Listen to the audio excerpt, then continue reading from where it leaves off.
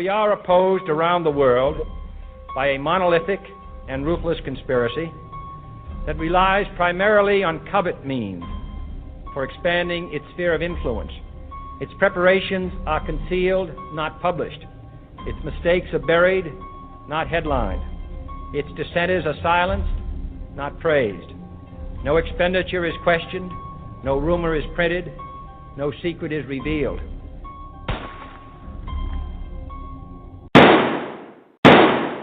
Do I believe in conspiracies? Nah. Do I believe powerful people would get together and plan for certain outcomes? Nah. Do I believe powerful interests would operate outside the law and maybe even kill people? Nah. Do I believe secret government agencies might feel the need to assassinate a person and cover it up? Nah. I think everything in America is open and clean and above board, and powerful people always play by the rules. You know, that's my thought. Any state, any entity, any ideology that fails to recognize the worth, the dignity, the rights of man, that state is obsolete. We must teach our children that freedom is not inherited, but must be diligently defended against tyranny.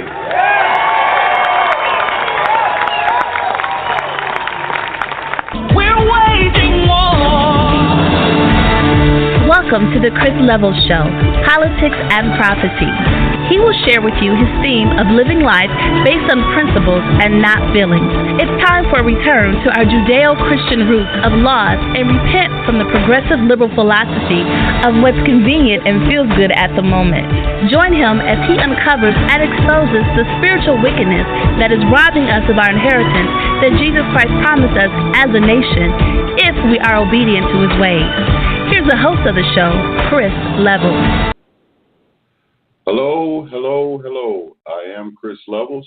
I'm the host of Politics and Prophecy on Facebook Radio, Blog Talk Radio, Spreaker.com, as well as iTunes. And I am happy to be with you today. You can also, please check out my YouTube channel called Politics Prophecy. No ands, no spaces, no hyphens. It is Politics Prophecy. It's easier if you put my name, Chris Levels, Levels, after Politics Prophecy. This show today, actually tomorrow, I'm still working on my interview with Alex Newman. It's turning out very well, and I'm hoping that you will go and check out the channel. Also, I have a Facebook page called Politics and Prophecy. I put the articles that I use as well as the video that I take the audio clips from and post them there so you can see them at your convenience in their entirety, as well as look at links on the article so that you can research things for yourself also and not just go by what I say, but go and verify things. It is in doing the latest video that I'm doing, I put together a lot, or it's caused me to do a lot of research on my own, talking about Cuba, the Bay of Pigs, and our government's involvement in bringing a communist government to the forefront in Cuba and backing Castro and the people behind him. Also, I put those things in the Freedomizer Radio chat room, so if you'd like to leave a comment, you're welcome to do so. I'll answer it during the show. If you'd like to call in, you can do so at 319-527-6208, press 1. Again, that's 319-527-6208, press 1. Keep your comment or question brief so that the show can continue, but you are more than welcome to call in and make your opinion known. All right. Well, today is the 31st of January. It is the last day already. We're through the first month. After when the clock strikes 12, we'll be into the next month of 2019. It's been pretty eventful. We're still dealing with the question of the border wall. And right now, out of Breitbart, I'm going to go with, there's a poll. 3/4 of Republicans back Trump using national emergency to build the wall. Now, that's just the headline. But before I even get into the article, I'm going to say that's very interesting because they had control of the House and the Senate for the first 2 years and they didn't vote the money for the wall. Anyway, this is obviously more theater, but let's go forward. 3/4 of Republicans support President Donald J. Trump declaring a national emergency to build a wall along America's southern border, according to a poll released on Wednesday. 76% of Republicans support President Trump declaring a national emergency to build a wall along the southern border, according to a Morning Consult political survey released on Wednesday. The poll found that 52% of Republicans strongly support Trump declaring a national emergency, and 24% of Republicans somewhat support the president using emergency powers to build a wall. Again, it's almost as if they want to put this on him for whatever reasons instead of supporting him through just giving him the money. In contrast, 71% of Democrats strongly oppose Trump using building the wall through a national emergency. Shocker there. When given the choice of whether Trump should shut down the government, Trump should declare an emergency, or Trump should do neither of these options, a near majority of Republican voters said that Trump should declare a national emergency, and 12% somewhat opposed such a measure. 47% of Republican voters said that Trump should declare a national emergency.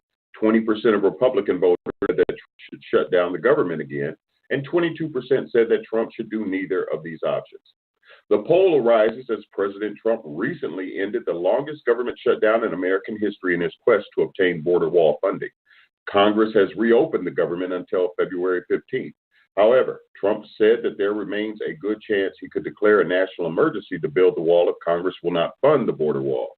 Overall, 81% of Republicans approve of President Trump's job performance, 51% of GOP voters strongly approving of the president's handling of the presidency. The Morning Consult survey also suggested that Republican voters believe it's increasingly unlikely that Congress will provide funding for Trump to build the wall. At the beginning of the shutdown, 54% of GOP voters said it remains unlikely that Congress will provide full funding for Trump's proposed border wall along the American southern border. Now, 64% of Republican voters believe Congress will not likely provide full funding for the wall. Well, we got a Democrat Congress, so I'd say that should be 100%. Amongst registered voters, Republicans hold an advantage on the issue of immigration. 40% of voters said they trust Republicans in Congress to handle immigration, while 38% Democrats and 21% of voters that they either did not know or did not have an opinion. 46% of Republican voters, or a near majority, said that building a wall along the southern border wall serves as a top priority, and 30% of GOP voters said it was an important but lower priority. Meanwhile, 50% of Democrats said that America should not build a wall. Trump has continued to push Congress to pass a border security bill that contains border wall funding, although he has stated that if Congress cannot fulfill its duties to secure the country's border, that he might declare a national emergency. I think we have a good chance, Trump said at the White House last week. We'll work with and if we can't do that, then obviously we'll do the emergency, because that's what it is. It's a national emergency. But you might as well just get ready. Just go on and declare it, because you're not going to work with the Democrats. They have no desire to work with you whatsoever. All right. Now, I've been getting something in my emails from a website called bigleaguepolitics.com. A very, very well done site and some great information. I've got about 3 or 4 articles that I'll be using today from there. And this is the first one by Richard Moorhead. 242 migrants dropped off near U.S.-Mexico border cross into Arizona. A large group of 242 illegal aliens arrived in Arizona on Thursday, having been dropped off by buses on a Mexican highway adjacent to the nation's border with the United States. This arrival marks the latest in a string of unusually large groups crossing the U.S.-Mexico border illegally, usually turning themselves in and requesting asylum. Border Patrol sources allege that several busloads of the migrants were dropped off in northern Mexico, almost immediately crossing the border, which was only fortified for the prevention of vehicular crossings in this sector. Migrants, who were mostly from the Central American nation of Guatemala, were said to simply crawl under the fencing with ease. That's a real secure border, isn't it?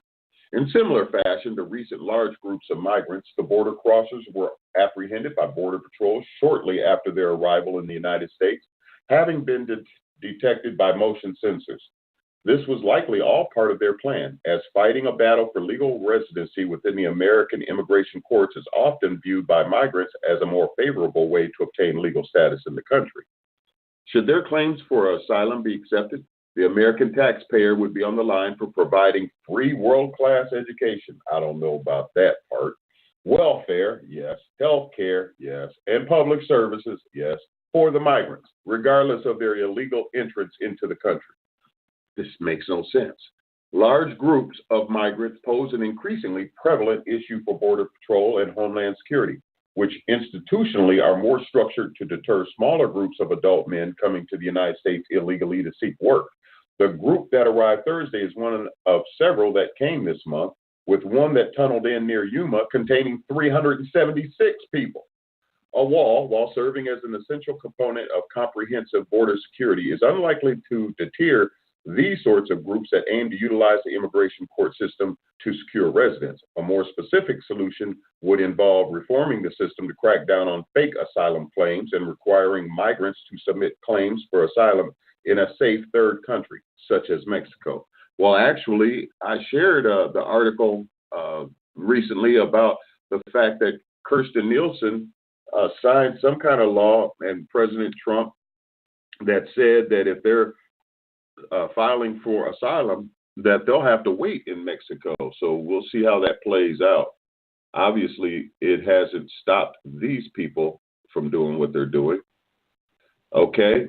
Now, the bulk of the program for the next hour or so is going to be spent on what's been going on in Virginia, following New York's example of murdering babies up to the time that they're coming out the birth canal.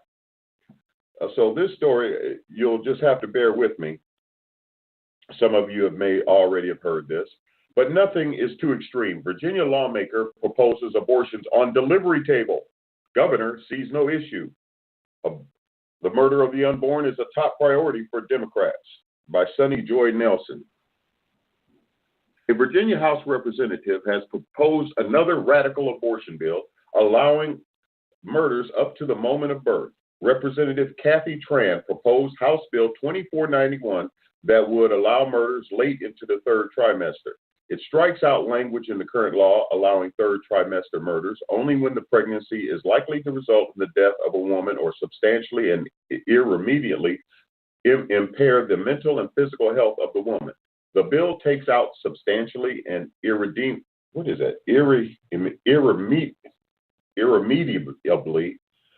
thereby allowing murders for any loosely defined health reason, according to Life News.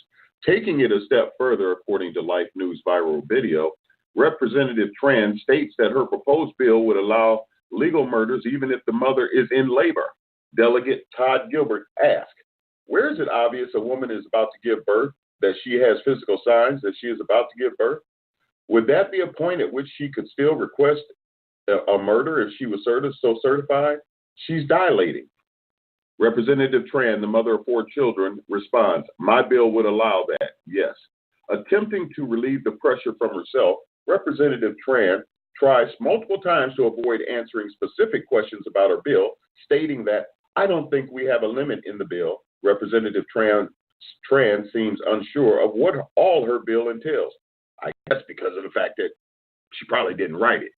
A further look into the bill indicates that HB 2491 would also allow for first and second trimester murders to be performed by non-medical doctors, and showing pregnant women an ultrasound prior to a murder would no longer be a requirement. The loud pro-murder advocate, Virginia Governor Ralph Northam, has no problem with Representative Tran's statements as he defended infanticide after the release of this viral video. And then there's an update. Thankfully, this barbaric bill has been defeated. Life Action News reported. Life Action News reached out to Representative C. Todd Gilbert's office, who said the bill will not leave the subcommittee and no action will be taken on it. The Washington Free Beacon said the Repeal Act, when put to a vote, was defeated, and the Daily Progress report said it was killed. The Washington Times and other sources are reporting that the bill has been tabled or suspended. Nearly half of the Democratic caucus supported it, despite the fact that it allowed for the murder of viable babies even if the mother was in active labor. such humanitarians. And these are the people that are talking about all the compassionate cases at the border and all of this kind of stuff. But yet a baby that, wait, maybe I don't want to do a spoiler here, because when I say about the baby, about the birth canal, just wait, I got some more stuff for you. So I found a meme maker and figured out how to use it. And it's in the slideshow, actually, talking. It's got this dog with this incredible look on its face, saying the look you have when a liberal Democrat claims to be a Christian. Nobody can be a Christian supporting the murder of babies. Nobody can be a Christian filled with the Spirit of God supporting lawlessness along our borders. Nobody can be a Christian if you don't respect the laws of your nation, but more importantly, the laws of God. So anyway, we're going to move on to further waste of taxpayer money concerning the Stupid Bowl this weekend. The Super Bowl. And this is, I believe, a call for an uprising. This is a call for an uprising. Welcome to today's show. As some of you know, and some of you may not know, the Super Bowl in America is coming up on Sunday. Now, it doesn't necessarily matter if you're a big football fan or not, because this is a huge event for the New World Order, because this is the television show that is most viewed every year in America, because you have people who aren't even fans of football who watch it. Why? For the commercials, for the propaganda, to be influenced, to be put under mind control, and they don't even know why. Then, of course, you always get your Illuminati ritual halftime performance. This year, Maroon 5 will be making people's ears bleed during halftime, and I'm sure performing a ritual. We see many of their music videos I've exposed where they've done blood baths and all the same crap we always see. But what's interesting to note about the recent government shutdown ending is the fact that I think it's pretty convenient it's happening right around the Super Bowl, because guess who's fronting the bill for the security at the Super Bowl? Well, we are, the taxpayers, not the billionaire elitist owners, because all these NFL owners, from the Maras to Jerry Jones to Snyder, all of them, all of these NFL owners are elites. You don't become an NFL owner if you're not. And sure, there's people who bought NFL teams back in the day for nothing before it became what it is now. But the NFL was set up by Freemasons. I have videos on the NFL, and even the fact that the extra point is from the 33-yard line. You have all the same Masonic tendencies in all these sports. That doesn't mean that you're a Satanist if you watch sports or enjoy them. If you go outside and play basketball in your driveway, it doesn't make you a Satanist, that's for sure. Okay? But the point being is that these mega corporations, these mega organizations like the NFL, are all run and owned and operated by these elites. So why is it that we have to flip the bill? Jerry Jones just bought a $25 million, $250 million boat or something like that, yet the taxpayers are paying for the security. So what I find funny about that is the fact that we're paying for the security, yet the only actual threat of anything happening at the Super Bowl is if the government itself does something, right? So let me get this straight. We fit the bill, comes out of our tax money, and it's tax season, so everybody's feeling it, right? You have the taxes coming up, and we have to look at it and go, whoa, some of my tax money is going to Super Bowl security, where hundreds of millions of dollars are going into this for security in case there's a huge event that transpires. But the huge event that would transpire would be by our own government or by the elites, right? Some Joe Blow isn't going to go there and do anything. And even if some guy does have a handgun or something like that, basic security measures for a basic, thing that you walk underneath and it could tell if you have a gun or any metal detector, anything like that would be good enough for the regular person, because the regular person isn't bringing in heavy artillery and put, all sorts of stuff to, turn into Bane inside of the football stadium here. So the taxpayer, me and you, those of you who at least are old enough to pay your taxes, we're the one fronting the bill on the security that's not even necessary, but it's part of the show, right? It says no expense should be spared to protect the thousands of fans who attend In the world's greatest superpower, we should be able to carry on with our most cherished single-day sporting event, confident that every precaution is taken to make it as safe as possible. But particularly given when the nation is budget-wise, where the nation is budget-wise, it's time the NFL picks up the tab for the Super Bowl security. I finally agree with some article out there, but not the American taxpayers. Major events are potential targets for terrorism, yeah. And the federal government, through the Department of Homeland Security, applies the designation National Security Event, NSSE, National Special Security Event, to highest security levels events such as the State of the Union address and presidential inauguration. So that's the type of security that's going to be at the Super Bowl. And again, this is there for the boogeyman, right? So in the event, that they want to do something, I mean, it's such a charade. Really, it is. The illusion that the boogeyman's out there and he's going to do something. Al-Qaeda and all this nonsense, or Qaeda, whatever they call themselves. Immediately below the designation are C, or Special Events Assessment Rating, Level I events for which this year's Super Bowl qualifies.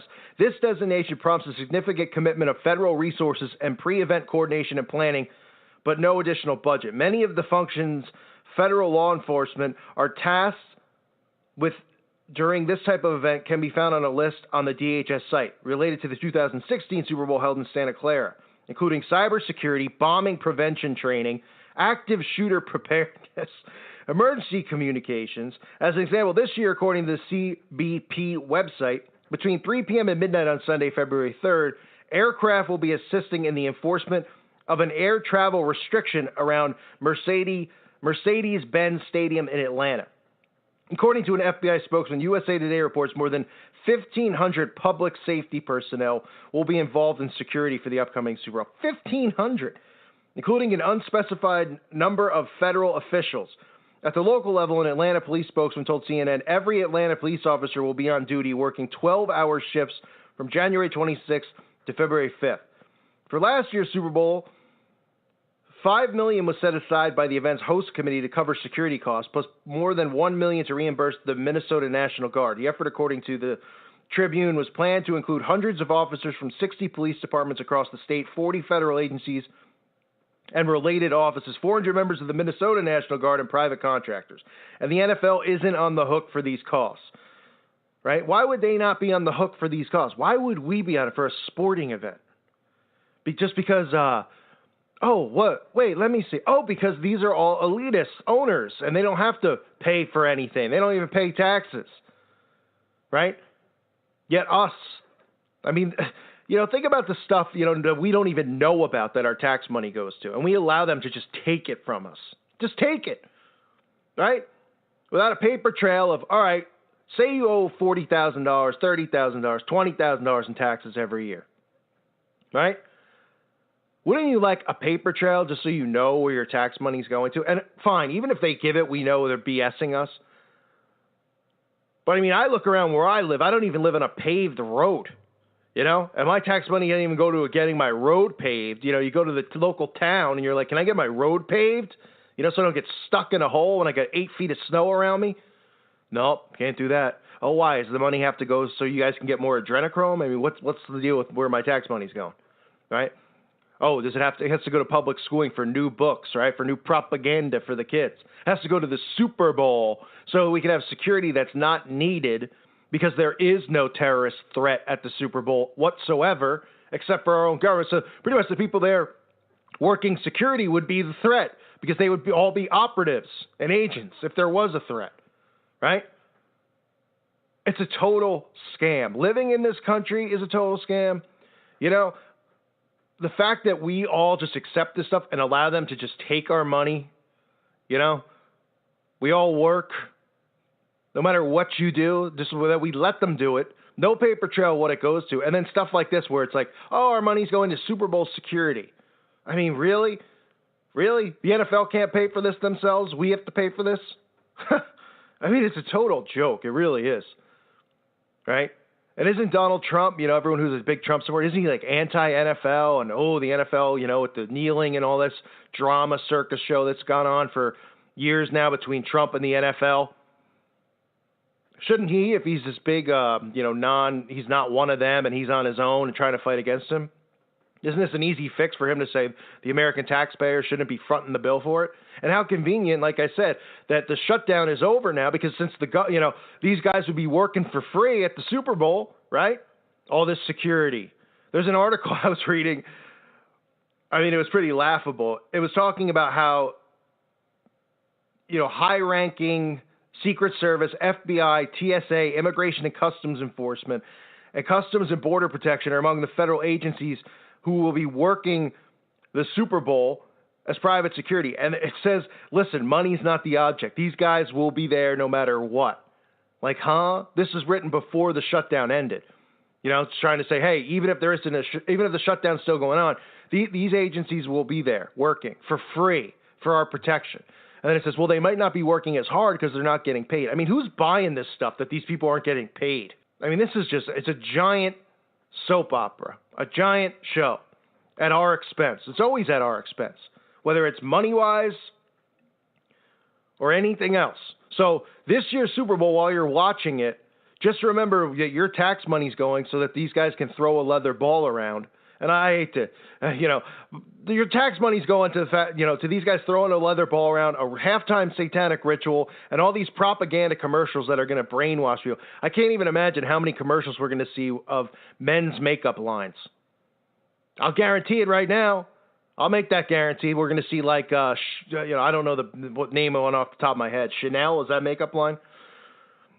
We'll have one of these YouTube guys who does the makeup tutorials putting lipstick on, right? And nobody will say boo, and they'll just be normal, right? Look at the people around you when the commercial's on, if you're with people during the Super Bowl. I will not be, but if you are, look at the people around you and see if they go, oh, ew, yeah, right? No, they'll be like desensitized, right? They'll just be like, oh, it's not a big deal. Because, like I've said, that's how they work. They constantly use the repetition, beat it into people's head. They're desensitized from it, and then it becomes normal. That's how they get away with all this crap. And that's just this whole giant nightmare that is the Super Bowl. Now, I'll be covering the Super Bowl because obviously there's going to be tons of commercials that are about feminism. You're going to see probably some Planned Parenthood stuff thrown in. You're going to see racism thrown in. What else is going on? You're going to see the trans agenda thrown in. All the big stuff that we see going on. Probably something with gun control, and then there'll be tons of people complaining about it, right, up in arms about the NRA will have a commercial, or it'll be an anti-NRA. That's what they do. They divide, they conquer, they get people brainwashed during these commercials, but this is all part of the plan, all part of the show. And that's why the Super Bowl is so important to them. Not because of the game itself, because they have so many eyeballs watching this box, this programming box, during that 3-hour, 4-hour window of the game. And, of course, they get their ritual in the middle, which I will cover if there's something there. I can almost guarantee there will be with Maroon 5. I mean, I haven't seen a Super Bowl halftime show recently that hasn't had one. So keep your eye out for all this stuff. And just remember, you're in on it because your money's going right towards the bill here for security and protection from, the boogeyman that doesn't exist. Meanwhile, the boogeyman will be inside the building because it'll be our own FBI or CIA. Know what I mean? And thank you for listening to today's show. God bless all of you and your families. You are listening to Politics and Prophecy with Chris Levels on FreedomizerRadio.com. We will be right back after these messages.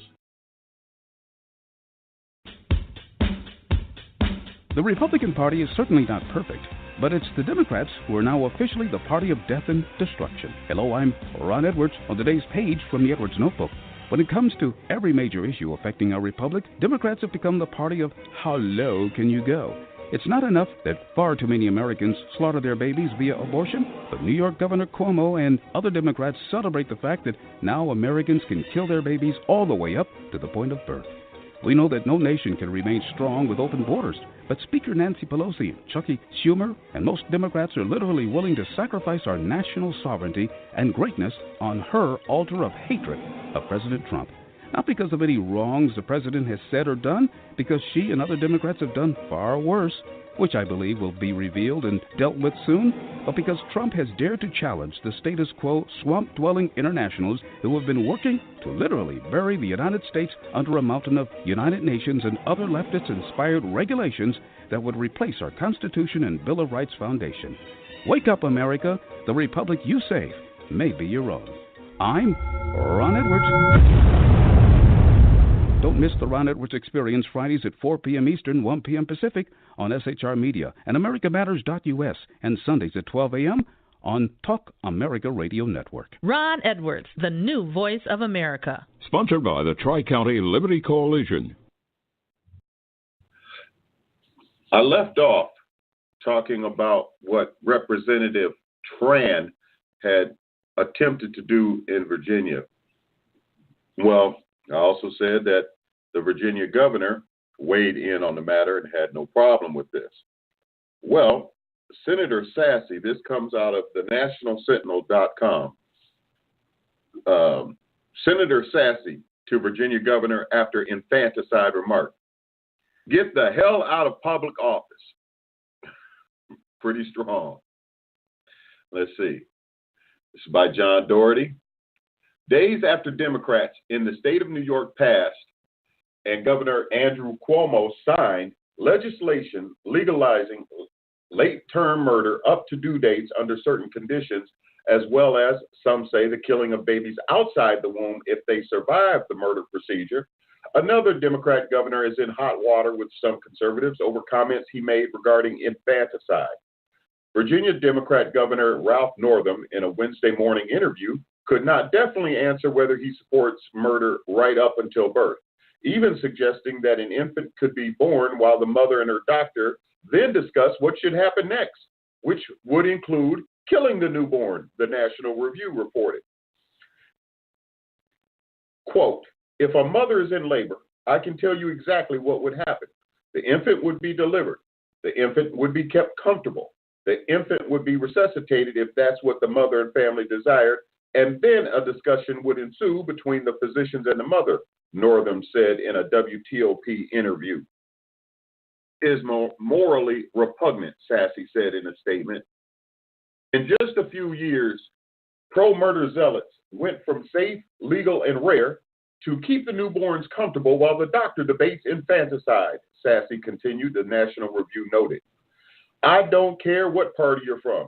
If you can't say that it's wrong to leave babies to die after birth, get the hell out of public office, unquote.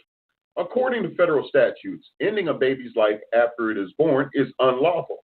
In fact, former murder provider Dr. Kermit Gosnell was sentenced to life in prison for killing babies either born or leaving them to die after they were born. A recently released film starring Dean Cain, famous for his role as Superman, about Gosnell's practice and trial was largely ignored by the establishment media. There's a shocker. The Supreme Court Roe v. Wade decision in 1973 that overturned all state laws outlawing murder allows women to have the procedure up to the point of fetal viability, a term which is now constantly under debate as neonatal care and technology dramatically improves chances for early birth survival. Northam's comments came on the heels of legislation introduced by Democrat Virginia Delegate Kathy Tran earlier this month. According to a description, HB 2491 would repeal the state's current restrictions on late-term murders. For his part, Northam defended Tran's bill. Quote, this is why decisions such as this should be made by providers, physicians, and the mothers and fathers that are involved, Northam said. When we talk about third trimester murders, these are done with the consent of obviously the mother, with the consent of the physician, more than one physician, by the way, and it's done in cases where there may be severe deformities. There may be a fetus that's non-viable, unquote. But according to National Review, Northam is either unaware of the specifics of the bill or he's lying about them, unquote. Trans legislation explicitly removes the current requirement that 3 physicians agree that a woman is in need of a late-term abortion. The new bill would require only the consent of the mother and of the physician performing the murder, the magazine reported further. Also, the measure would allow a doctor to perform in a murder up to when a woman is dilating, meaning right before she gives birth. Clearly, this kind of legislation is an attempt to create legal infanticide as viable babies are murdered to the cheers of murder extremists. Students for Life President Kirsten Hawkins said in a statement, the Daily Caller reported. Fully 75% of Americans support major murder restrictions and say the procedure ought not to be legal after a woman is 3 months pregnant, according to a January 15th Marist poll. In an update to its original story, National Review reported later that Senator Josh Hawley, a Republican from Missouri, called for the Senate to vote on Republican Senator Lindsey Graham's Pain-Capable Unborn Child Protection Act, which bans murders after 20 weeks of pregnancy based on scientific research suggesting that fetuses can begin to feel pain at that stage of development. In light of Northam's comments in this morning's interview, he also noted that the Democrat primary candidates for president should be asked about their stance on extreme murder bills such as those in Virginia and New York, the magazine reported. Where are we at, and how much more can we spit in God's face to murder his creations? But let's keep on the same theme here. My friends all know, of course, they have an opinion on this. And it says, forsaking God, liberals try to legalize murder of infants just about to be born, remove God from oath, and teaching kindergartners there are teen genders without parent approval. By Susan Duclos. I really like her work, Ann Stefan and the others there. This starts off quoting the Bible. And thou, Solomon, my son, know thou the Lord of thy father, and serve him with a perfect heart and with a willing mind. For the Lord searcheth all hearts and understandeth all the imaginations of the thoughts. If thou seek him, he will be found of thee. But if thou forsake him, he will cast thee off forever. That's 1 Chronicles, chapter 28, verse 9. Are there any more moderate Democrats? Those we, as conservatives, disagree with ideologically and politically, but that do not subscribe to the radical left mentality? If so, they may want to consider creating a new party, because liberal politicians have quite literally decided to forsake God, and they are not even being subtle about it anymore. Democrats that now control the House of Representatives are making rule changes, and one of those changes includes removing the term "so help me God" from the oath given to witnesses that testify before the House Committee on Natural Resources. The rules proposal places the word "so help you God" in red brackets, indicating they are slated to be cut. The words "under penalty of law" are in red text, indicating that Democrats propose to add that phrasing to the oath. The draft rules also remove the phrase "his" or "her" throughout the document, changing those two pronouns to "their." I didn't know that one. The rules additionally modify all references to the committee's chairman to instead refer only to the committee's chair. This isn't the first time Democrats have deliberately tried to remove God from their documentation and processes, as in 2012, the DNC removed all references to God in Jerusalem from their party platform. After massive backlash, the DNC took a vote, which had to be taken 3 separate times before they could declare the ayes had it, and liberal delegates in the room actually booed the restoration of the language which included the references to God. The floor of the Democratic National Convention erupted Wednesday over a sudden move to restore to the platform a reference to God and recognition of Jerusalem as Israel's capital, after heavy criticism from Republicans for initially omitting them. Democrats, though, were hardly in agreement over the reversal. A large and loud group of delegates shouted "No!" as convention chairman, Los Angeles Mayor Antonio Villaraigosa called for the vote late Wednesday afternoon. Villaraigosa had to call for the vote 3 times before ruling that the ayes had it. Many in the crowd booed, and after he determined the language would be restored. The battle marked the biggest platform fight so far in either party's convention, and signaled Democrats were worried the prior language could have been politically damaging in a tight election year. The only reason they restored the references was because removing them harmed their electoral chances.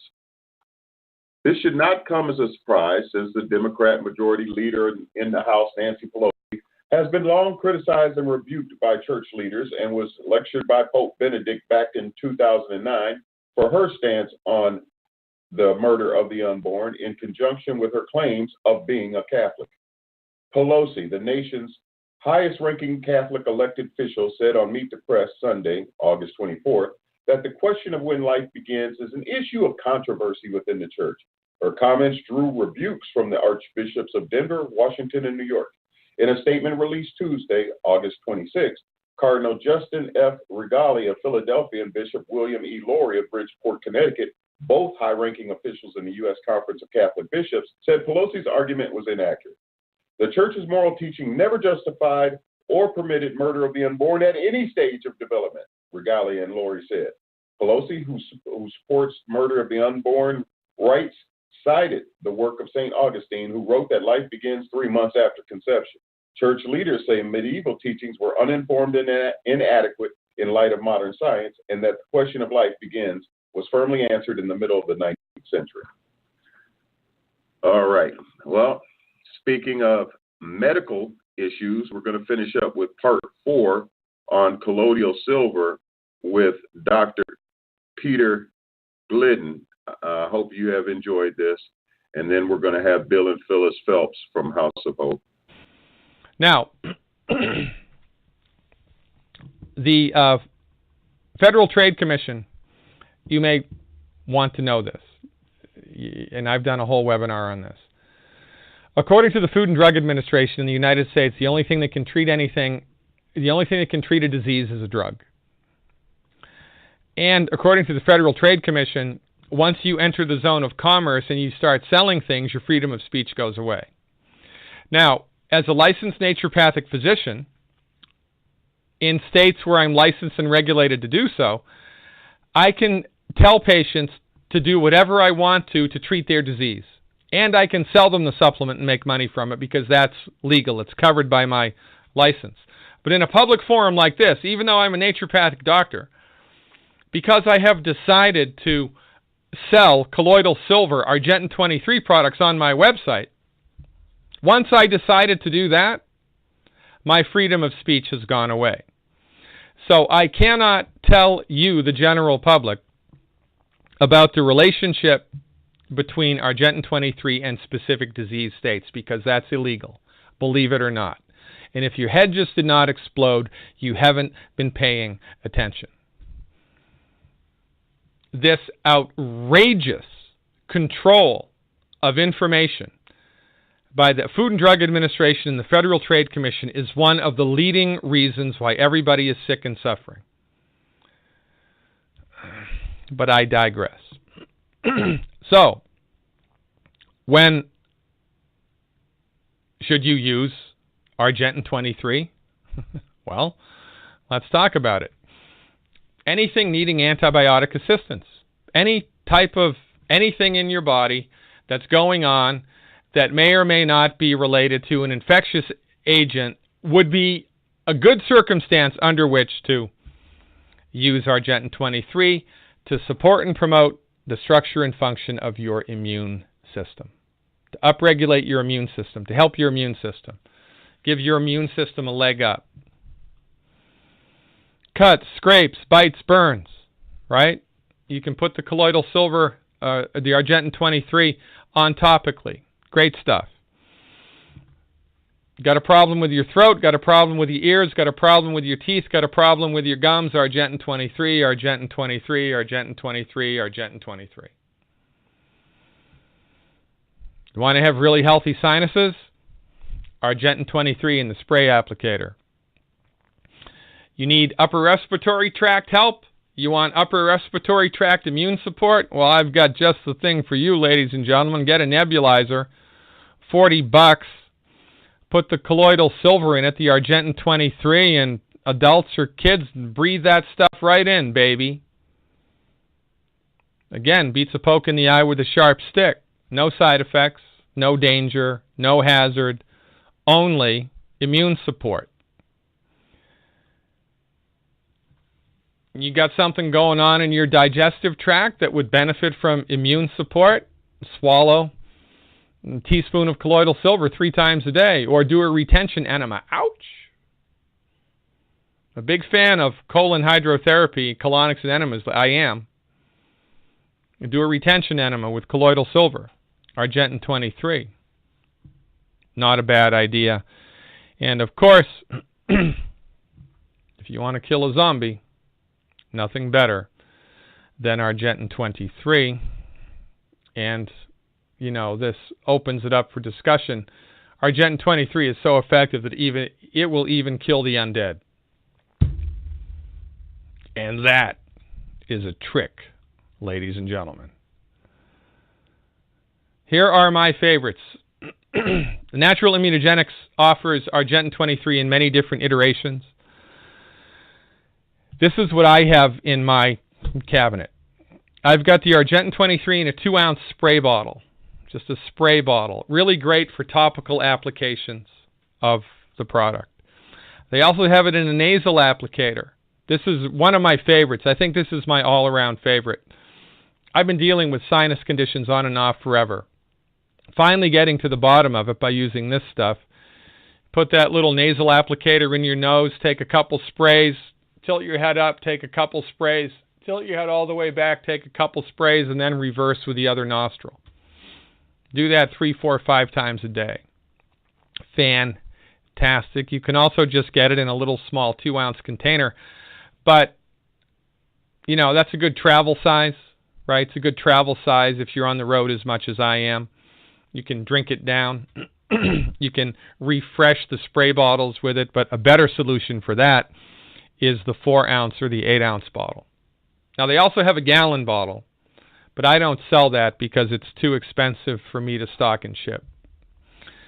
So, this is the long and the short of it, ladies and gentlemen. What's the dose, you might ask? Well, nobody knows. Nobody knows. Start somewhere, see how you do. It's very difficult to overdo it with this stuff. Don't take more than 1 teaspoon 3 times a day, unless you're really sick. And then there are clinics, progressive clinics, where this stuff right here, taken out of the bottle because it's completely sterile, is put into intravenous solutions and given as intravenous treatments for things like Lyme disease. You'd have to go to a clinic for that, right? So, get yourself some Argentin 23 and give it a ride. And if you want to support the cause here, get it at glidden.healthcare. And by the way, just in the last 2 minutes here, I want to show you something else about my website.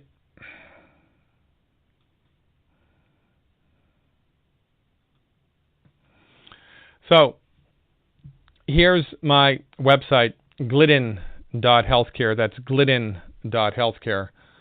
On my website, I have a number of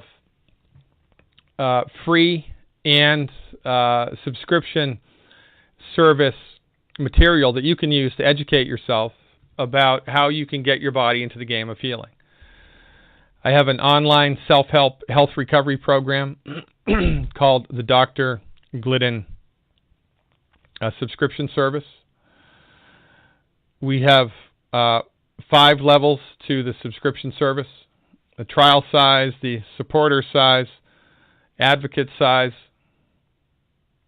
ambassador size. If you become a subscriber with me as an ambassador, it's a profit share.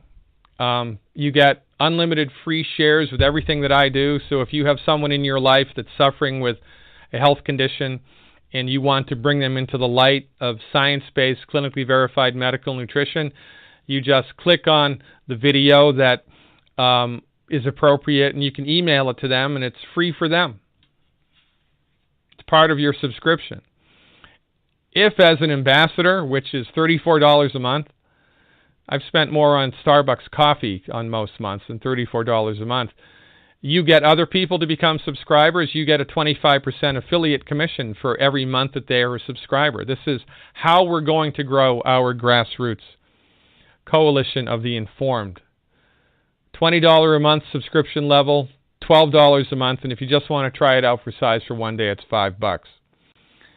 This is the best thing to happen to health education since the invention of the sterile technique, as God is my witness. I'm very proud of this, and I encourage everybody here in the listening audience to get on board. And let me just give you a sample of some of the stuff that I have to offer. Here's a webinar that I did on the 12 bad foods. You know that there are 12 foods that nobody should eat? I've got tons of information like this is free on my website, and I'm not logged in here as a subscriber.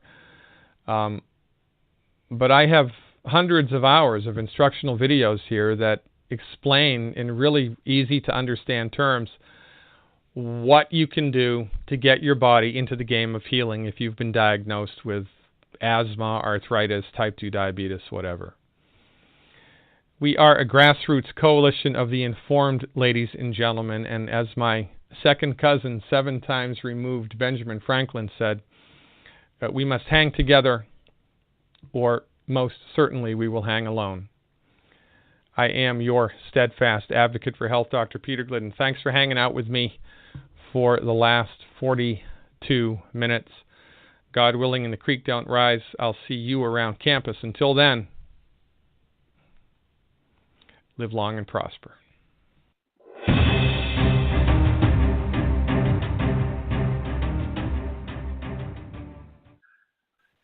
Well, I hope you take advantage of that information and go to Dr. Peter Glidden's website and check out his YouTube videos. Dr. Peter Glidden, Glidden. Again, that's Glidden, Peter Glidden. All right, it's time for the promo from Bill and Phyllis Phelps at House of Hope NH, as in New Hampshire, houseofhopenh.org. Please listen to the promo. Please consider supporting them and the women and children that are in their care. In 2015 to 2016, 130,000 people died in this country of an overdose. That's a city. And we ain't doing enough. Unfortunately, this is a problem that hits all of us. Somehow, some way. It doesn't care what faith you are, what color you are, where you're from, or where you've been. It takes your hair, your teeth, your skin, your every relationship you have. I had burnt every bridge. In 1984, I found myself struggling with drugs and alcohol, and I was having a teenage pregnancy. I struggled with a drug addiction as well. I had a son who is now 4 that I lost custody of due to my addiction. We lost our daughter to an overdose of heroin. She was left in a parking lot of a hospital in Springfield, Vermont. By the time anybody could get to her to save her, it was too late. I was raised in a wonderful, God-fearing home. We went to church every Sunday. I barely graduated high school, and when I did, I was a full-blown crystal meth addict. I wanted to feel accepted, and I wanted to feel loved, and I wanted to, more than anything, feel numb. When I turned 21, I found out I was pregnant, and I got married. My ex-husband also struggles with addiction and is extremely violent.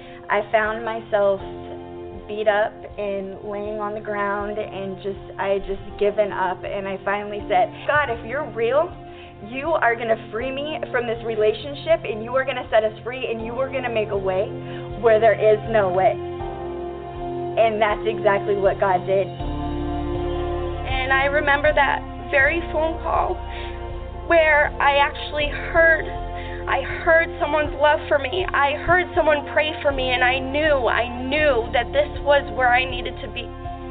For the first time in my life, I felt the love of the Lord, and I walked through those front doors, and they opened their arms, and they said, welcome home. I showed up at the door of this home with the clothes on my back. They took me in, they loved me, and they taught me the Word of God. They taught me how to live without drugs and alcohol controlling me.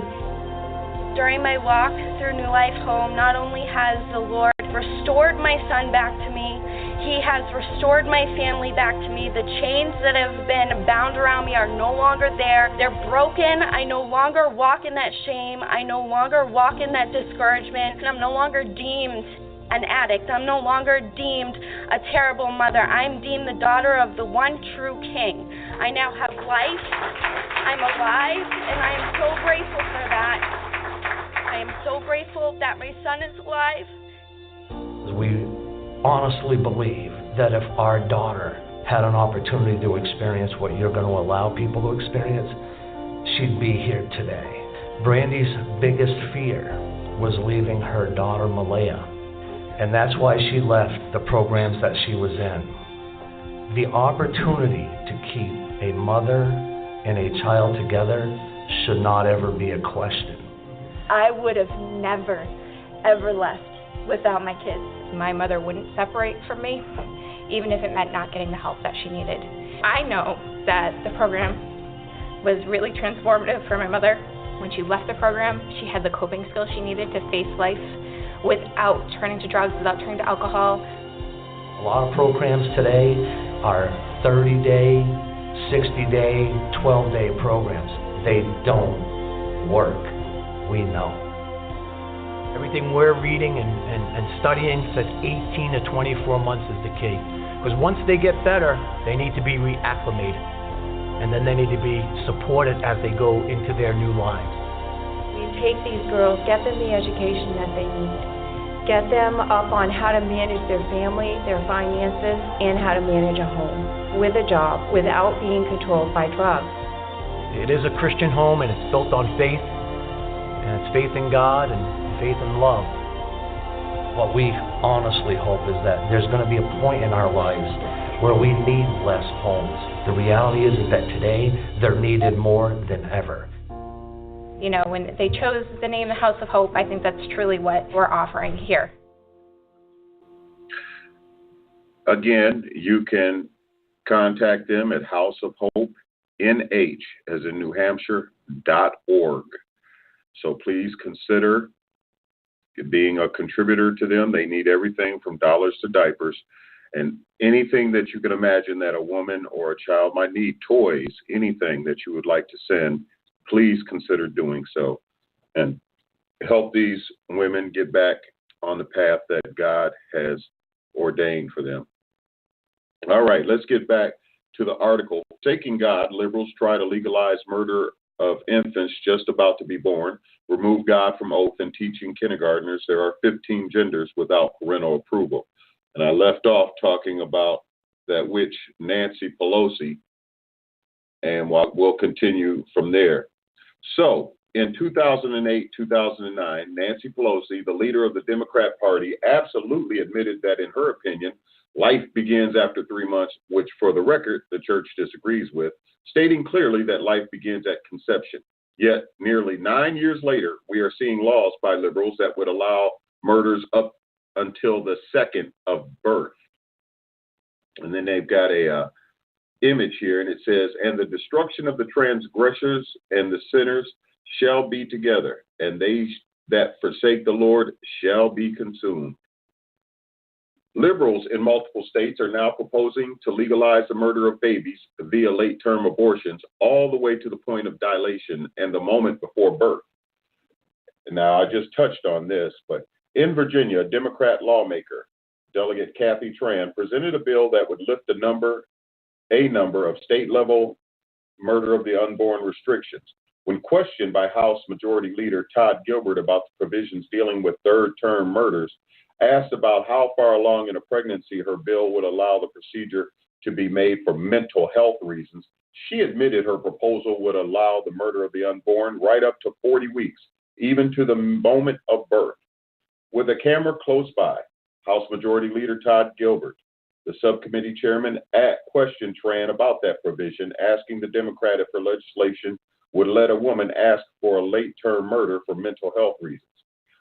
Where it's obvious that a woman is about to give birth, she has physical signs that she is about to give birth.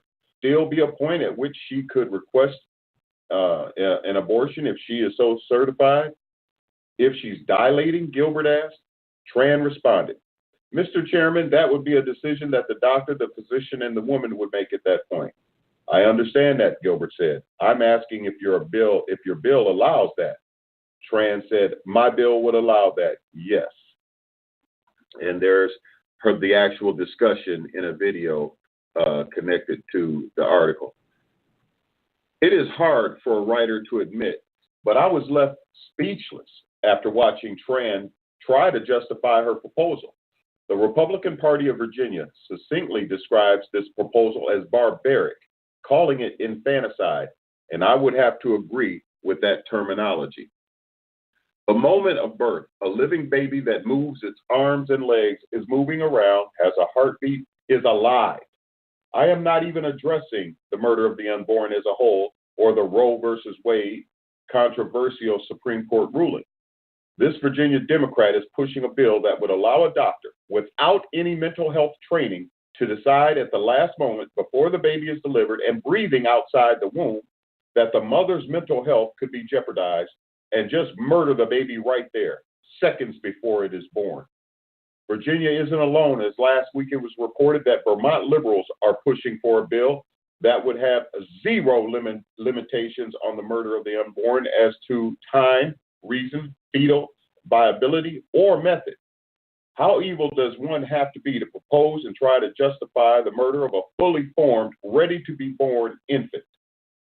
Below, Dean Cain, actor and executive producer of the movie Gosnell, the trial of America's biggest serial killer, about a murder doctor, Kermit Gosnell, charged and convicted for multiple murders, infants that were born alive during attempted late-term murders, explains the horrors he learned about late-term murders during his time working on the movie. And I'm actually going to let you hear his comments here. Up until birth. That's right. We were telling you that earlier, and now Vermont is following their lead by introducing a similar bill that would make late-term abortions a constitutional right. Here to react, as mentioned, actor and executive producer of Gosnell, the untold story of America's most prolific serial killer, Dean Cain. Good morning, Dean. Good morning. You're looking good, by the way, in 2019. All right, absolutely. Well, we've come a long way because when I first started covering politics, Daniel Patrick Moynihan was, the senior senator from this great state of New York, and he at one point was talking about late-term abortion and said partial birth abortion is close, he believed, to infanticide. And yet now this very state where he lived and served for so long has now basically said it's all good. Yeah, you know what? With that law here in New York and the one they're proposing, or the one I guess just passed in Vermont, did it pass or is it being proposed? Being proposed in Vermont, I believe. Well, that would make the crimes of Kermit Gosnell legal and the things that he did. And what was he? Kermit Gosnell was an abortion clinic doctor in Philadelphia who was performing late-term abortions. And in Pennsylvania, the law is at 24 weeks, which is 5.5 months, which is at about 80% viability of a fetus. After that point in time, unless it's extreme circumstances, you weren't able to perform an abortion.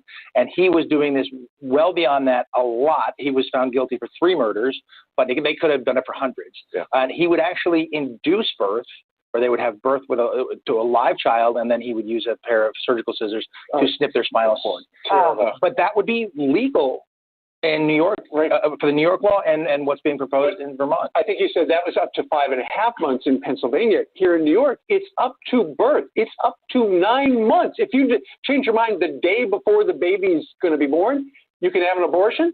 Yeah, well, that's the whole thing, and they call it the health of the mother. So it's a really fungible thing to say, whether it's the emotional health or whatever it might be. So it's a really health emergency. It could be. Listen, and the point is, if the fetus is not viable, that makes that I understand that makes sense.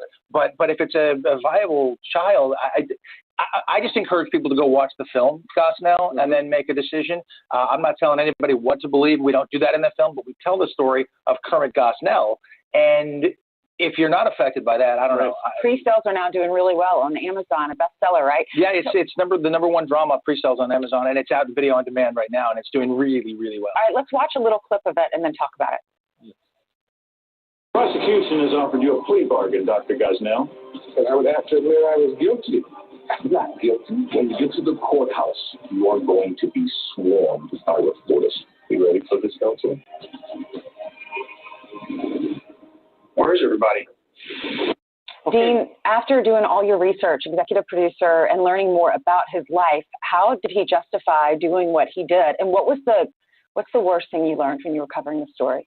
Well, for me, the worst thing I learned was what actually takes place during a late-term abortion. You didn't know, did you? I did not have any idea, and I thought I was a pretty knowledgeable guy. And it's gruesome, and it's the kind of thing you'll learn if you watch the film. You won't see it. We don't show everything, but you understand what took place. And there's a huge emotional impact on the mothers, and you see that in the film. That's the thing that I saw the most, that actually shocked me the most. What was the other question? I missed the first. The most shocking thing, and then how did he justify it? He justified it by not seeing these. This is a man who had his own kids.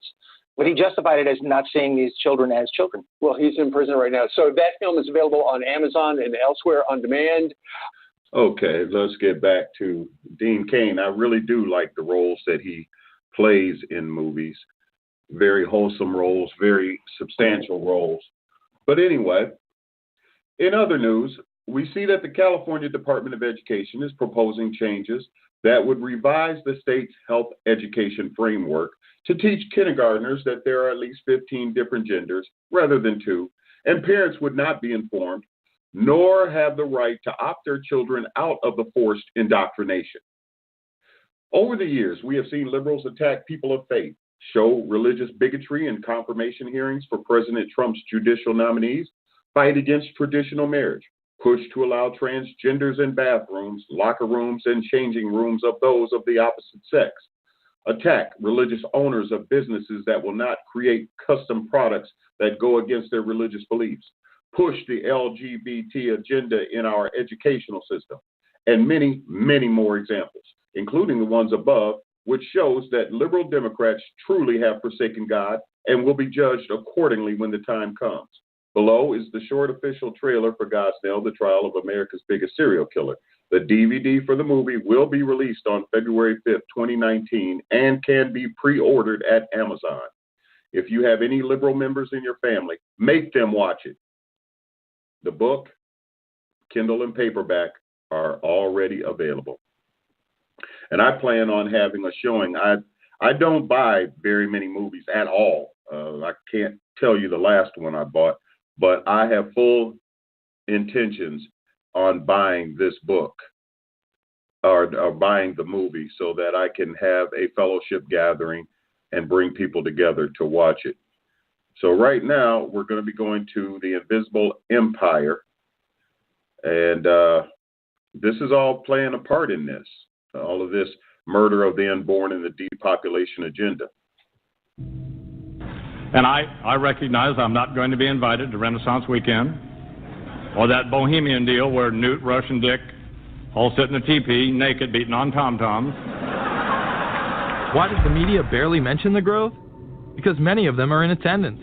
Late political cartoonist Phil Frank of the San Francisco Chronicle draws a reporter thinking about his loyalties to Bohemian Grove as he takes notes for a story. Stories about what happens in these redwoods are hard to come by. A campground statue reminds Bohemians to keep their mouths shut about the Grove. Many world events have been shaped at the Grove, including the creation of the atomic bomb. Discussions at the Grove in the 1930s helped lead to the development of nuclear power and the atomic bomb. Every Republican president since Calvin Coolidge has been a member, as well as many Democrats, including Jimmy Carter. If you look at the membership lists of the Bohemian Grove and the Council on Foreign Relations, the Bilderberg Group, a lot of the key level people are overlapping and are involved in numerous groups. In addition to pagan rituals that take place there, this all-male club also deals with darker themes through the plays Montezuma, which feature Aztec human sacrifice, and Faust, which feature Mephisto. Some of these plays are disturbingly flamboyant. Many of the elitists have a penchant for cross-dressing and singing show tunes. Perhaps that is why much of the all-male staff also happen to be homosexuals. Well, each year, many of them seem to have a stunt or try to come up with a stunt. Last year, in 1980, the popular button was Free the Fortune 500. Bohemian Grove that I attend one time at a time. It is the most faggot goddamn thing you will ever imagine. In 2004, the New York Post reported that gay porn star Chad Savage would be servicing moguls at the Bohemian Grove. In recent years, several politicians have been outed in scandals, including Senator Larry Craig, who tried to solicit sex from an undercover officer in 2007. Even more shocking, it was revealed in 2004 that right-wing blogger James Guckert, who had unprecedented access to the White House during the Iraq War, was actually Jeff Gannon, a madam and male prostitute for MilitaryStuds.com. During his 2 years writing for GOP USA and Talon News, Gannon officially made over 200 appearances at the White House. Oddly enough, over 24 of these visits would take place when there were no scheduled briefings. He failed to check in or out with the Secret Service on many other occasions, coming and going as he pleased. These type of activities are not new to the White House. In 1989, headlines involving callboys in the White House rocked the cover of the Washington Times. The Washington Times reported today that unidentified White House aides in the Carter, Reagan, and Bush administrations now are being investigated for using the services of a callboy ring. The paper reports that 2 of the male prostitutes were given a late-night tour of the White House last year. Hundreds of credit card receipts obtained by the Washington Times confirm that its clients were key officials of the Reagan and Bush administrations, military officers, congressional aides, and U.S. and foreign businessmen with close social ties to Washington's political elite. This ring extended beyond the White House and into Congressman Barney Frank's bedroom. Barney Frank, one of 2 openly homosexual members of Congress, acknowledged having used a male prostitute, whom he then hired as a personal employee. The man had keys to Frank's basement apartment on Capitol Hill. Frank paid him approximately $20,000 out of his own pocket to be his housekeeper and driver. But as first reported in today's Washington Times, the man was on probation for sex crimes and a drug conviction, and he ran a prostitution business out of Frank's home. Although Frank tried to claim ignorance, Stephen Goby, the prostitute in question, claimed that Frank was completely aware of what was going on, and was even receiving free and discounted sexual services. The fix seemed to be in. Frank was threatening members of Congress to remain silent prior to being exposed in this sex ring. Massachusetts Democrat Barney Frank, a homosexual, threatened to expose fellow congressmen he knew to be gay unless they stopped spreading rumors. Questions stopped, and Frank walked away with a slap on the wrist. Some members of the Ethics Committee were disgusted. Do we tolerate, do we condone a member of this body who knowingly permits a house of prostitution to be operated out of his residence? You have just heard one of the most edited, selective garbage that has ever been put forth, in my opinion, in this House. Again, we see people of the highest levels of power involved in the most repulsive and decadent of crimes. They couldn't care less about the code of conduct that's taught in all major religions about treating others the way that you want to be treated. And then they masquerade, they put this false front on that they're like everybody else, because your average person wants to do right, believes in some sort of a karma, believes in some sort of a divine justice in the universe. And so these people need to put on this front that they're like the average Joe in middle America, that they go to church every once in a while, and that they believe in an afterlife and a divine justice. And so they have to put on this front that they're like everybody else in order to get elected and to be accepted and to not have people look at them suspiciously, because if somebody goes around and openly admits that they were an atheist or that they were some obscure religion, people aren't going to throw their support behind them as much, and they're not going to trust them as easily. The reality of this behavior is never revealed to the public, as the media keeps any revelations quiet. Unfortunately, these type of activities continue to this day. Florida Congressman Mark Foley chaired the House caucus on missing and exploited children, and went on television praising Chris Hansen's To Catch a Predator series. The Dateline piece has probably done more than any law we can create. Foley was later caught attempting to have sexual relations with numerous underage pages. Congressman Mark Foley, the man who championed the Child Protection Act of 2006, resigned after inappropriate emails and instant messages surfaced that he sent to former congressional pages. Once more, no charges were even filed. Foley himself has checked into rehab. No one has been charged with any crime. The predator class acts like Roman emperors, indulging in excess that includes sex with young boys, while portraying themselves as men of the Lord.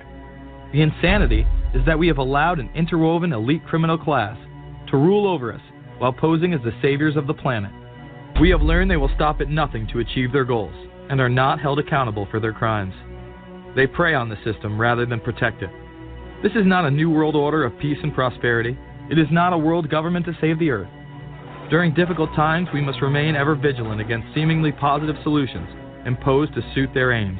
Crises there will continue to be. In meeting them, whether foreign or domestic, great or small, there is a recurring temptation to feel that some spectacular and costly action could become the miraculous solution to all current difficulties. We are threatened by a superclass that control the flow of information and hide technology from the public. The prospect of domination of the nation's scholars by federal employment, project allocations, and the power of money is ever present and is gravely to be regarded. We must also be alert to the equal and opposite danger that public policy could itself become the captive of a scientific, technological elite. It is time to put down the remote control, to turn off your Xbox, and start paying attention. It is time to step away from everyday luxuries and pop culture and take action against the monolithic concentrated evil in order to save what's left of humanity. We must now trade in our apathy for action in order to defeat this invisible empire.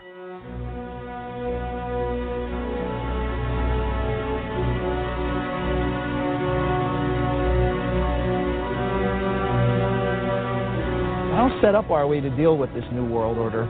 I think we're going to hear a lot about that today. I think the New World Order, it's an interesting phrase.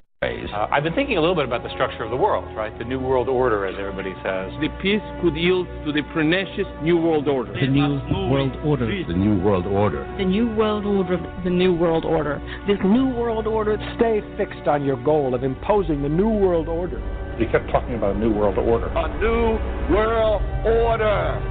That's what we need now. A new world order with swing. One war and one victory doth not a new world order make. Conservatives used to believe in the United States of America rather than the United States of the New World Order. The ambition to create a new world order. Whose world order is this? And then, of course, what he called it was the New World Order. Respect for a new world order. We can see a new world coming into view, et cetera, et cetera. That's the core of the New World Order that we want to try to build. The sole superpower, the New World Order. New World Order. A new world order to a new world order of peace. Let's say a new world order, for want of a better term. Entities of the New World Order. The whole concept of New World Order is something else. It really says that the state is God. The state will play a bigger role in the economy. New order. What Wilson wanted was a new world order, not just a new world order. In order to compete in the New World Order. Compete in this New World Order. This is the third leg of the New World Order.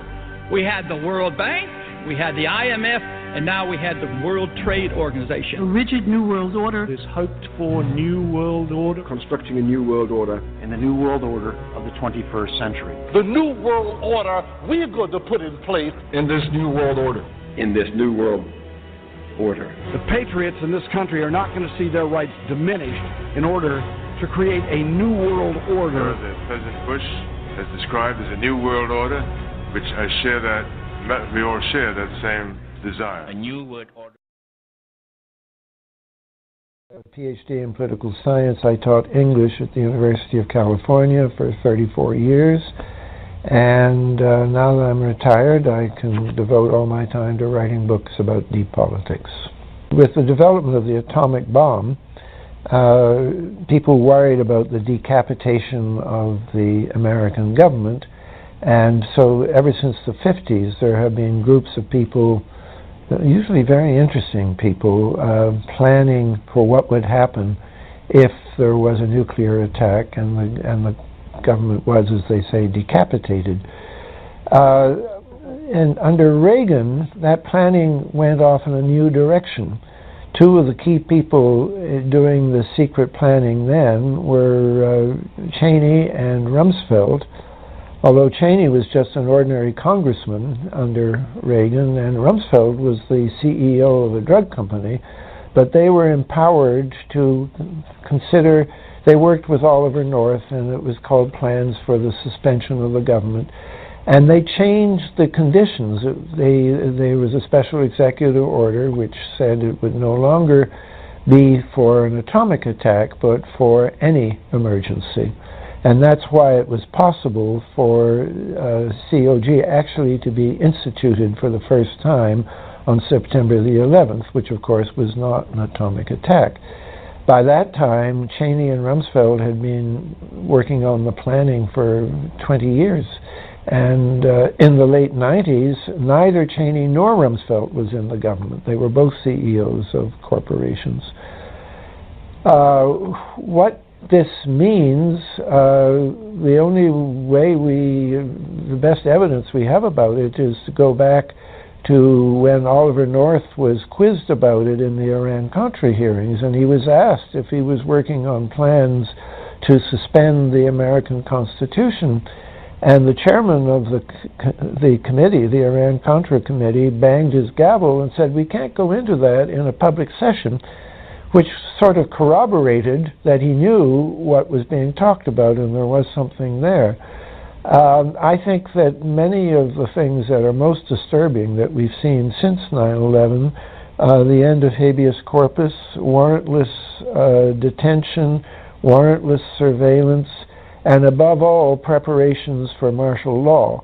Those are things that were described about this planning back in the 80s, and we've seen them all come to fruition since 9/11. So in my book, The Road to 9/11, I speculate that this is part of the COG plan that was implemented.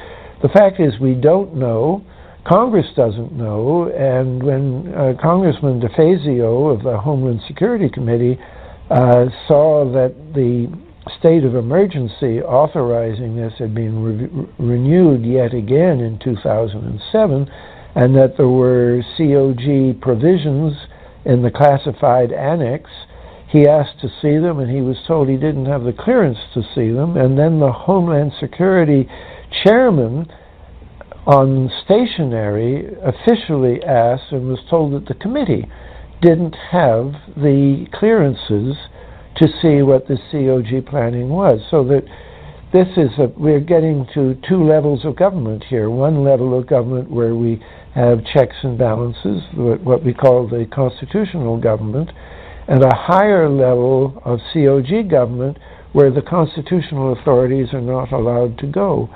I don't want to get too much into detail, but I think a lot of what we don't understand about what happened on the morning of 9/11 and what Cheney was doing that morning, which is he's given two different versions of, all has to do that he was doing things on a COG phone, which wasn't even in the bunker under the White House, was in a more secure place, and that's why the 9/11 Commission looked for authorization to bring the planes down and so on, and they couldn't find that authorization.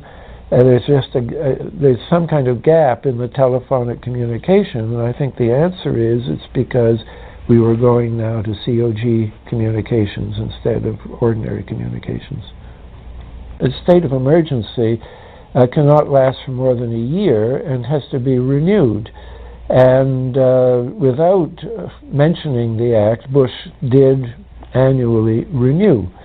And so it was clear when Obama was elected that we were going to find out what Obama would do. And a former Congressman, Dan Hamburg, and myself appealed to Obama, first of all, not to renew it, and also we appealed to Congress to observe another part of the same law that says that if there's any state of emergency is declared, then Congress shall, it's not an option, they're required by law to review it within 6 months and either terminate it or render it official. And we were waiting to see, and unfortunately Obama disappointed us just in September 2009. He then did, for the first time mentioning the act, say that under the terms of the act he was extending the state of emergency for another year. But this is not really a legal state of emergency under the Act, because for it to be legal, Congress should have approved it. And it was a terrible disappointment that we asked on the internet, we asked people to write their congressman, make sure Congress did this. And one congressman wrote back and said to his constituent and said, we understand that the provisions of this act have been overridden. You are listening to Politics and Prophecy with Chris Levels on FreedomizerRadio.com. We will be right back after these messages. America's founding fathers warned against getting the United States entangled in foreign conflicts. Hello, I'm Ron Edwards. On today's page from the Edwards Notebook, since around 625 AD, Muslim factions have been slaughtering each other and planning a worldwide caliphate. For many years, America has been battling in Afghanistan, Syria, and Iraq. It used to be that our mighty armed forces fought to totally defeat enemies. But ever since the kooky concept of rules of engagement, our military heroes have been hampered from fully engaging and defeating adversaries. It should not be difficult to understand that no enemy is defeated until they cannot fight back or start up again once you back off. ISIS has been reduced, but not yet defeated. Currently, there are 30,000 ISIS terrorists with about $450 million left to buy more armaments. I agree with President Trump that our great soldiers should come home, but first, they should be allowed to fully engage the enemy and light them up until they fully surrender or meet their maker. Our military has the skill set to get the job done quickly, if unleashed, without any foolish PC impediments. May God bless our military heroes and our republic. I'm Ron Edwards. Join me Fridays at 4 p.m. Eastern, 1 p.m. Pacific on AmericaMatters.us and 12 a.m. Sundays on Talk America Radio Network. Sponsored by the Tri-County Liberty Coalition. That is Ron Edwards, and sometimes I don't know what to say, because we have been friends for 10 years, and we definitely don't see things the same way. And when it comes to geopolitics, that doesn't even make sense to me, what he just said, actually, as far as going after the Taliban when the Taliban have done nothing to us.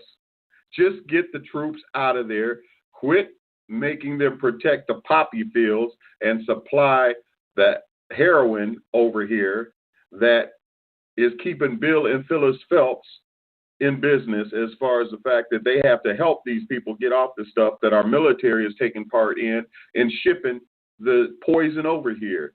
These neocons, I just don't get them. Anyway, let me go back to where I was at in terms of dealing with this idiot governor in Virginia and the likes of him.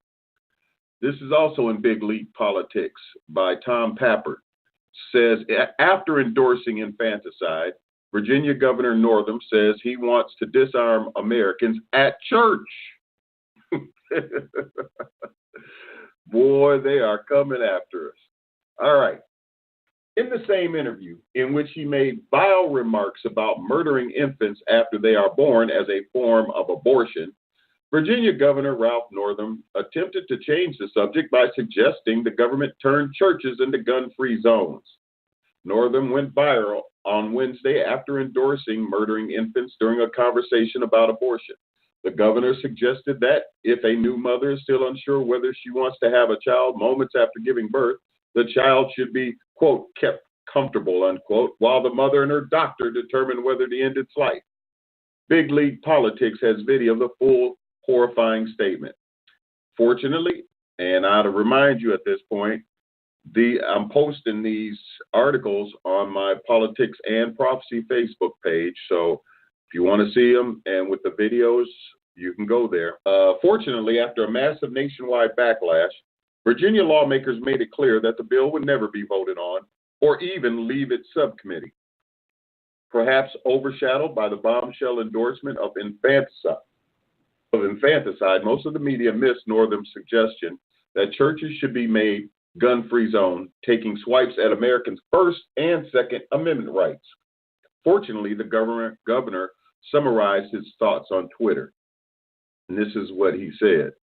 There's no question there's frustration out there. My wife and I were out there on Monday visiting with teachers. I'm a good listener. We want to make sure they have our support. And then in the next tweet, he says, I don't think firearms are needed in churches. Let's have a conversation on gun safety. Who elected this moron? Oh, other morons. Okay. Public records indicate Northam received nearly $1.5 million from Everytown for Gun Safety, a well-funded anti-Second Amendment group funded by former New York City Mayor Michael Bloomberg. This push to deprive Americans of the ability to protect themselves using their Second Amendment rights while in places of worship comes after a time fraught with violence and threats against churches in America and around the world. In October of last year, the FBI began investigating after a Seattle church was attacked with Molotov cocktails and the tragic 2017 shooting at a Texas church that left 26 dead before an armed citizen intervened and ended the killing spree is still fresh in the minds of many. Just this week, terrorist group ISIS took responsibility for the bombing of a cathedral in the Philippines. Apparently clueless to the massive public relations nightmare his statements created, Northam attempted to end the controversy surrounding his infanticide endorsement by tweeting that he has devoted his life to caring for children and condemning those criticizing him. He has yet to clarify his anti-Second Amendment statement. And in his tweet, he comes out crying, I have devoted my life to caring for children, and any insinuation otherwise is shameful and disgusting. Yeah, right. You are shameful and disgusting, Mr. Governor. Alrighty. Okay. All right. We're done with Virginia. We're done with Governor Northam. And we're moving on to an article from Zero Hedge. This was, who wrote this? Let's see. I want to see who. Yeah, Jim Rickards, somebody I've been following for years. And what this is about, he says that U.S.-China war is just a shot away. And, well, I can't think of her name, so I'm not going to try to bring it up right now. I'm watching a new person on YouTube, a young woman. She is just awesome in terms of prophecy and 5G, and I'm going to be introducing her material to the show maybe next week, but it will be soon. The essay is The World's Most Dangerous Hotspot by Jim Rickards for the Daily Reckoning. I have warned repeatedly that currency wars and trade wars can lead to shooting wars. Both history and analysis support this thesis. Currency wars do not exist all the time. They arise under certain conditions and persist until there is either systemic reform or systemic collapse. The conditions that give rise to currency wars are too much debt and too little growth. In those circumstances, countries try to steal growth from trading partners by cheapening their currencies to promote exports and create export-related jobs. The problem with currency wars is that they are zero-sum or negative-sum gains. It is true that countries can obtain short-term relief by cheapening their currencies, but sooner or later, their trading partners also cheapen their currencies to regain the exporting advantage. This process of tit-for-tat devaluation feeds on itself with the pendulum of short-term trade advantage swinging back and forth and no one getting any further ahead. After a few years, the futility of currency wars becomes apparent and countries resort to trade wars. This consists of punitive tariffs, export subsidies, and non-tariff barriers to trade. The dynamic is the same as in a currency war.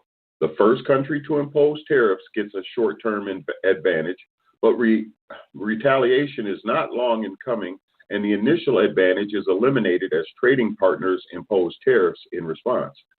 Despite the illusion of short-term advantage, in the long run, everyone is worse off. The original condition of too much debt and too little growth never goes away. Finally, tensions rise. Rival blocs are formed and a shooting war begins. The shooting wars often have a not-so-hidden economic grievance or rationale behind them. And I'm going to stop there because what we have coming up next is Jim Duke and the progression of evil. Kind of like what they're talking about the progression from a currency war to a trade war and then a shooting war.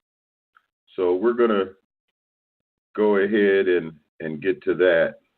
It's not just that, but it's also not just the content, but actually we've discussed this previously, and it's been scientifically proven how they can use the TV, even our computer monitors, to manipulate our thinking through the electromagnetic waves, and how it causes our thinking to be altered to to think there are in a bad way. Yeah, UHF and VHF, the frequencies within those ranges were specifically designed to have an influence on our mind. Now, Darren, could you do me a favor and look up in Revelation, I believe, where the whole world is deceived by sorceries?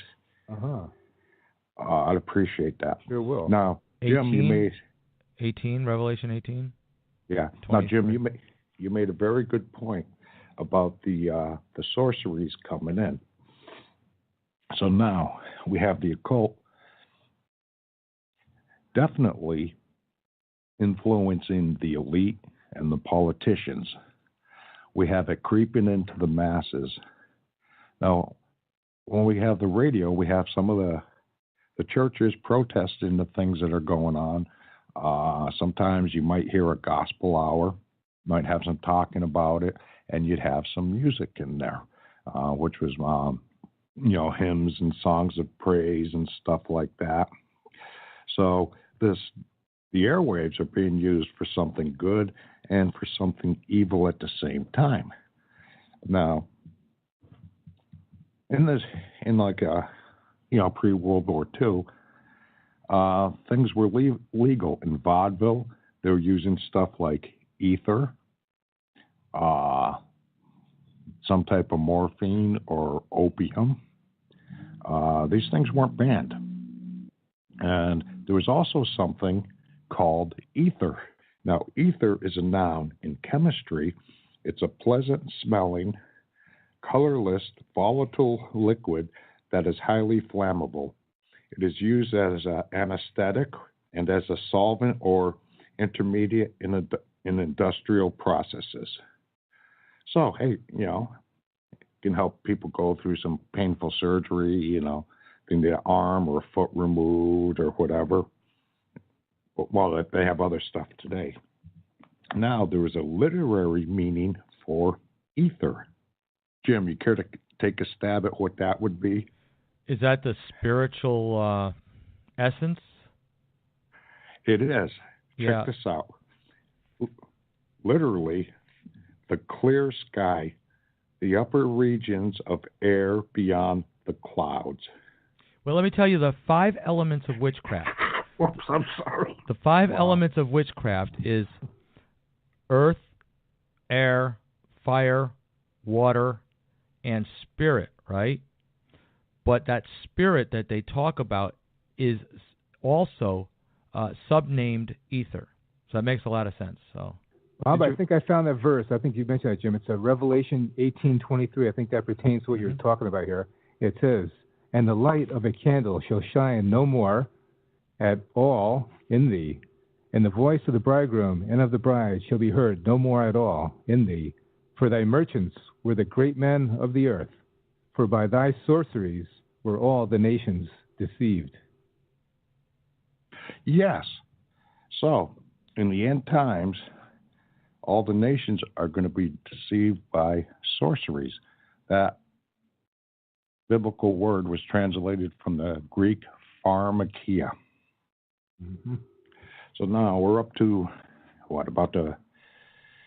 we did the stock market crash, right? No, we didn't. Not really. Okay, 08-09, that was about the last time. We had a small 20% correction just last month, but anyway. I'm talking about the Great Depression. Oh, that was 1929. Yep, 1929. Right. Yes. Right at the start of sexual immorality and drug use being more common and idolatry showing its head in America. In comes Albert Pike's plan, World War II. Here we have blatant occult being shown in a country called Germany, with a bastard Rothschild son being elected chancellor. He's running his army on a form of like methadone, some type of meth, where they could march long distances overnight. And also, he was having pills, I'm not sure what they were, for their actual people, and they're experimenting in Auschwitz with, the pharmaceutical sorceries on live human beings. We have Rockefeller backing both sides there. But what's going on, what's being told to us? We have radio broadcasts. We now have TV. We've got the radio. People have access to that. People aren't reading their Bibles at night. They're not praying as much. And then at the same time, these experiments were going on with the Nazis. They were doing mind control, and of course, this opened up the door for Operation Paperclip, where those German scientists came over here on another project, kind of adopted by them, and did the same testing here in America for the citizens here, and experimenting and further experimenting with the trauma-based mind control and MK Ultra, which came out of Artichoke and Bluebird, Project Bluebird, and into our current Monarch programming, which we're not there yet, but we see this integration of the German scientists with the American scientists with industry and technology and psychedelics and such, and also opening up minds and sedative of minds to allow them to be subjected to subliminal information, because the subliminal information was being brought on the Hollywood screen within the captures of the frames and such. That experiment was going on to trick the mind to see things. And as you said, Darren, the alpha waves later in the 60s, which we're not there yet, but were used digitally, or not digitally, analog, in order to have a twofold electromagnetic signal. The alpha waves would sedate the mind and give them subliminal messages, while the beta waves or the delta waves were giving the overt message of the dramatized story on the screen. So both these worked hand in hand, and that led to other things. But what I wanted to first get to is, in this time of 1945 and 47 and all that, came the Roswell incident, where all of a sudden there was a talk about a downed saucer from outer space, which broke open the alien awareness. And with television and with Hollywood, they were ready to bring this to the people. And they did this through fiction, like The Day the Earth Stood Still, and we had Godzilla by then, and we had King Kong and all that, all this hybrid creatures and such. And so this was already coming to the big screen to indoctrinate people.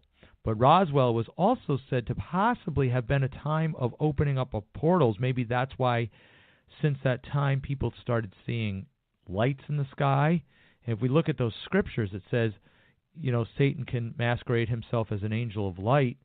We wonder if those lights were actually distractions to get people to be perceived of something in outer space that was extraterrestrial, when in fact it was interdimensional, opening up a portal for them to witness angels or angelic beings being transported back and forth, opened up.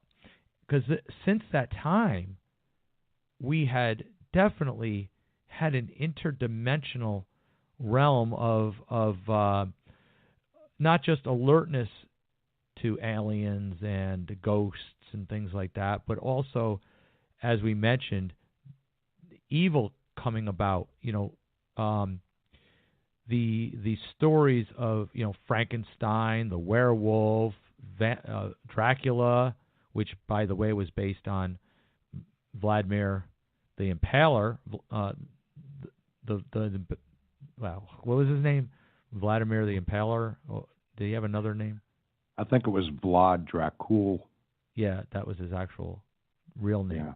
So, and that led to the horror and the blood drinking and the fascination with the monsters and such. So all this kind of hand in hand started opening doors. Yeah, and some of the Luciferians or Satanists, one of those groups, there's supposed to be two branches. One would be like the werewolf type, and the other the vampire, with the blood. And supposedly the people who drink the blood get addicted to it. Now, you mentioned the movies. I totally left this out. But in silent film, they would actually show a little bit of pornography in there. And then that developed into, like you mentioned, with those Nickelodeons and stuff. There were what they called it, those movies were, the early porn movies that they used to pass around. They had a name for it, a nickname. I can't think of what it's called. So now we have the start of sexual immorality. We've got the apostasy. And next thing, we have this occult ritual in Roswell. We've had Aleister Crowley see Lamb, draw a picture, looks like the Greys. Oh, yeah, I wanted to put him in the mix, too, because I forgot the Roswell. That was the year he died, too, and he definitely brought on a new realm of inclining towards the occult. He called himself the Beast, wanted to do all the essence of evil that was against Christianity, because he had something against Christianity, but he wanted to be the personification of all evil. Yeah, I think of one verse of Scripture that can comfort the listeners and us. It's Romans chapter 12, verse 21. Be not overcome with evil, but overcome evil with good. Yes, exactly. Darren, if you would, could you look up the sin of Sodom from Ezekiel? Sure can. Give me 1 second. Okay. I did find the Ezekiel one you're talking about. Okay, go ahead, if you'd read that, please. Sure thing. It's chapter 16, verse 49. Behold, this was the iniquity of thy sister Sodom, pride, fullness of bread, and abundance of idleness was in her and in her daughters. Neither did she strengthen the hand of the poor and needy. Right. So, what's happening after the war? We've got the New Deal and all that. We have pride from winning the war, American ingenuity, American this, American that.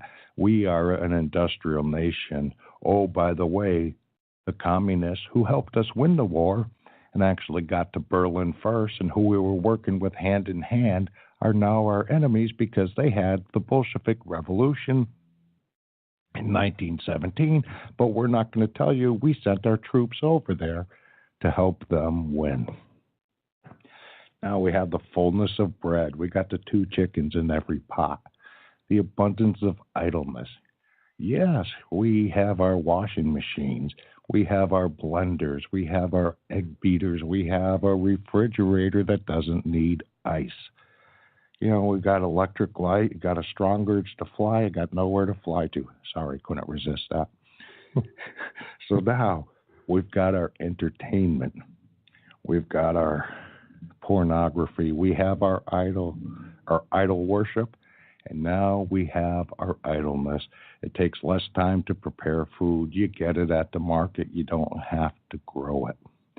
That was the sin of Sodom, which led to other things that began their destruction. So along comes the 1950s, and what is introduced? Rock and roll music. Mm-hmm. It starts singing of sexual immorality, the name of, or the definition of a word has been changed. Love is starting to turn into sex.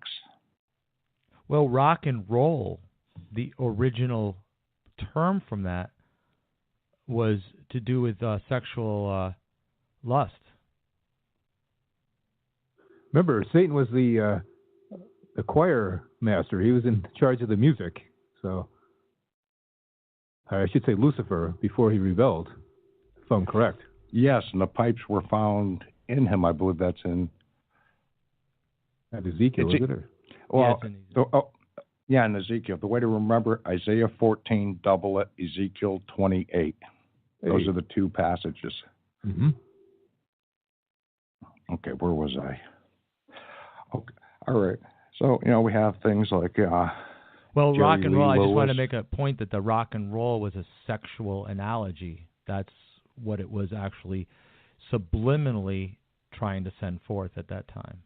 Again, we're talking about the progression of evil, and I think that Jim, Duke, and Darren, I don't know his last name, are doing very well in going through the process of showing how that goes about. Right now, we're going to get back to U.S.-China war just shot away.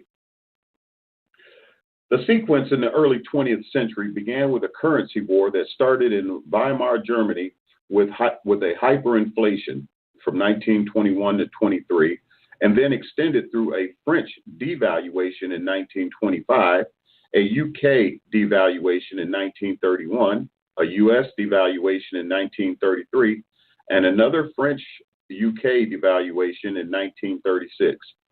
Meanwhile, a global trade war emerged with the Smoot-Hawley tariffs of 1930 and comparable tariffs of trading partners of the U.S.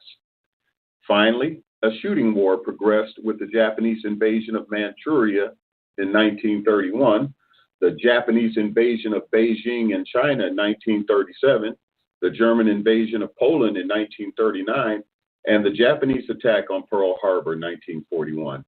Eventually, the world was engulfed in the flames of World War II, and the international monetary system came to a complete collapse until the Bretton Woods Conference in 1944. Is this pattern repressing itself today? Sadly, the answer appears to be yes. The new currency war began in January of 2010 with efforts of the Obama administration to promote U.S. growth with a weak dollar. By August 2011, the U.S. dollar reached an all-time low on the Fed's broad real index. Other nations retaliated, and the period of the cheap dollar was followed by the cheap euro and the cheap yuan after 2012. Once again, currency wars proved to be a dead end. Now the trade wars are well underway. They may be set to resume once the current truce between the U.S. and China expires on March 1st. If no deal is reached, massive new tariffs will likely take effect. But the biggest question now is if a shooting war will follow. There's little doubt that the most dangerous place in the world today in terms of potential war has been the South China Sea. Well, I would argue that Syria is running a close second, if not first, to the South China Sea. I have written frequently about possible confrontations between the U.S. and China in the South China Sea. International law recognizes claims of 6 separate nations to parts of that sea, and the U.S. is treaty partners with one of them, that's the Philippines. China claims the entire sea, except for a narrow shoreline stretch near each surrounding country. China is claiming control based on ancient imperial arrangements and argues that the West and its South Asian allies stole the territory from them. That's not good. China has aggressively built up man-made islands in the area by dredging sand onto rocks and atolls. These islands are then being fortified with airstrips, anti-aircraft weapons, and surveillance technology. But both the ancient claims and the theft narrative are open to serious debate. The U.S. and the other nations involved reject those claims and insist on rights of passage and free navigation and sharing of natural resources such as oil, natural gas, undersea mining, and seafood, among others.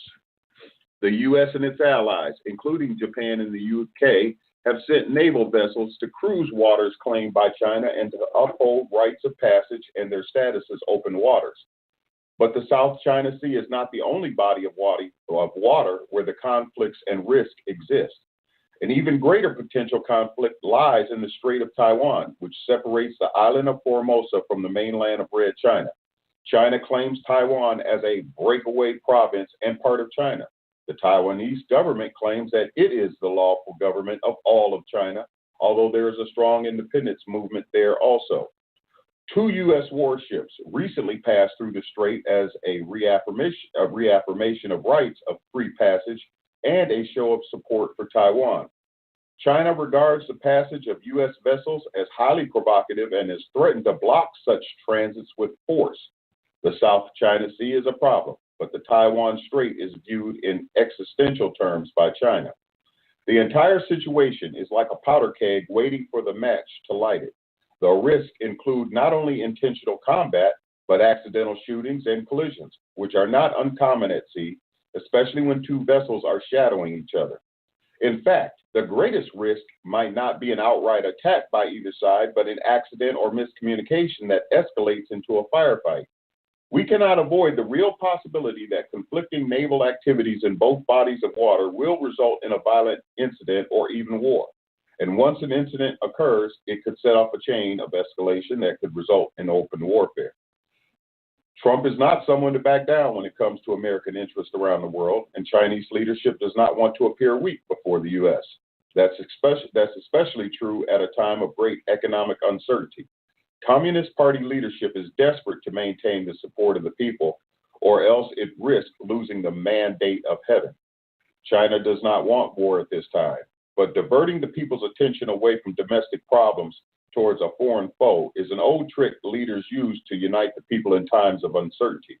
Rallying the people around the flag is a tried and true method to garner support. If China's leadership decides that the risk of losing legitimacy at home outweighs the risk of conflict with the United States, the likelihood of war rises dramatically. I'm not predicting it, but wars have started over less. Currency wars, trade wars, finally shooting wars. We're currently 2/3 of the way there. And as Mick Jagger sang, a U.S.-China shooting war is just a shot away. And I have shared with you different speeches from various Chinese communist leaders that are with the military, where they have laid it out that the United States is looked at similarly as how Germany looked at Eastern Europe in terms of, they call it Lebensraum. I think that was the German name for it, but it was basically, it meant living space. And China's got, I don't know, 1.3 billion people or something like that over there. And they're looking to expand, which is one of the reasons they made such an investment in California. Brothers and sisters, listeners, they've already got a foothold in the United States. They own major ports, I believe Stockton and Long Beach, and they can bring in containers. We don't even know what's in these containers. So I think things are going to be very interesting in the very near future.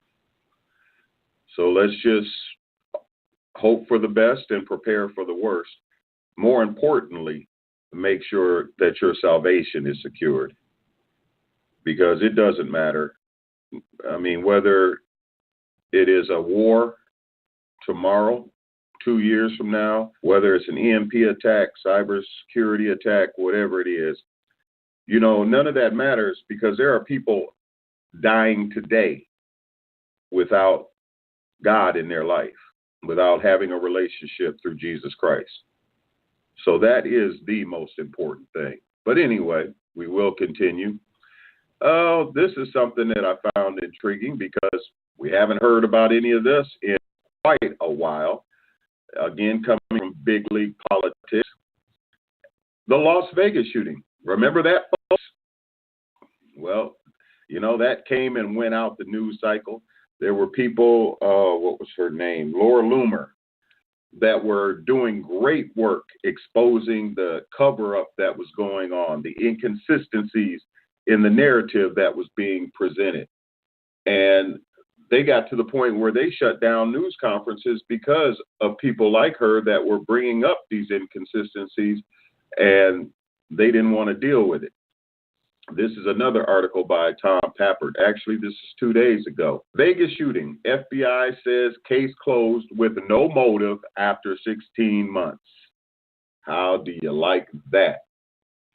After well over a year of investigating the tragic Las Vegas mass shooting in 2017 that left 58 people dead and countless more injured, the FBI concluded its investigation without a motive for shooter Stephen Paddock. The FBI's 16-month investigation of the Mandalay Bay shooting, in which Paddock opened fire with a semi-automatic rifle on a crowd of country music fans, concluded with no clear motive for Paddock's killing spree. It noted that Paddock may have wanted to live up to his father's name, become famous in death, or may have simply become bored with life, but identified no specific motive. And I see they're not addressing the fact that multiple witnesses have said that there were multiple shooters coming from different vantage points, and the fact that there were more than a couple of those who were coming out and saying that ended up dying mysteriously shortly after surviving a mass shooting. According to the FBI's report, the LVRP found no evidence that Paddock's attack was motivated by any ideological or political beliefs. The LVRP concluded attack was neither directed, inspired, nor enabled by ideologically motivated persons or groups. Paddock was not seeking to further any religious, social, or political agenda through his actions. The LVRP further assesses that Paddock conspired with no one. He acted alone. The LVRP concludes that there was no single or clear motivating factor behind Paddock's attack. Throughout his life, Paddock went to great lengths to keep his thoughts private, and that extended to his final thinking about this mass murder. Active shooters rarely have a singular motive or reason for engaging in a mass homicide. More often, their motives are a complex merging of developmental issues, interpersonal relationships, clinical issues, and contextual stressors. The LVRP assesses that in this regard, Paddock was no different. Just another cover-up, folks. Just another cover-up. The report also notes that Paddock wanted to die by suicide, planned the attack for over a year, and that his decision to murder people while being entertained was consistent with his personality. This is too much. Several pieces of information uncovered by big league politics journalists are not mentioned in the final report. There is no mention of who was in Paddock's hotel room making noise complaints while Paddock was traveling back to his home to retrieve weapons, the identities of the 3 female guests Paddock had in his room, or why his girlfriend, a foreign national, deleted her Facebook after the shooting but before Paddock had been identified. And there's many more questions, obviously, that were not dealt with. Oh, the corruption. Let's see here. All right. This may be the last news article of the day. Got 6 or 7 minutes before the World War I conspiracy. Let's see here. This is Rashid Tlaib lied about presidency to run for office, registered to vote at false address, by Patrick Howley. Now, if you will recall, this foul-mouthed Jezebel demon was the one that was calling President Trump an MF, and also one of them that swore into office on a Quran.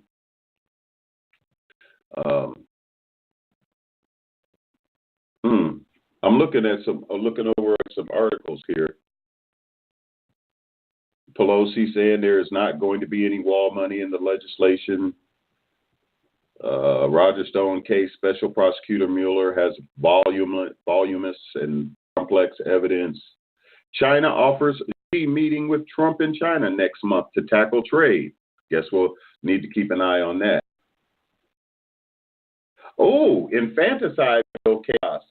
Democrat co-sponsor of late-term abortion bill apologizes. Says she did not read the text. All right, maybe I will have time on the other side of the break, but let me get to the evidence about Rashida Tlaib. Very interesting. All right.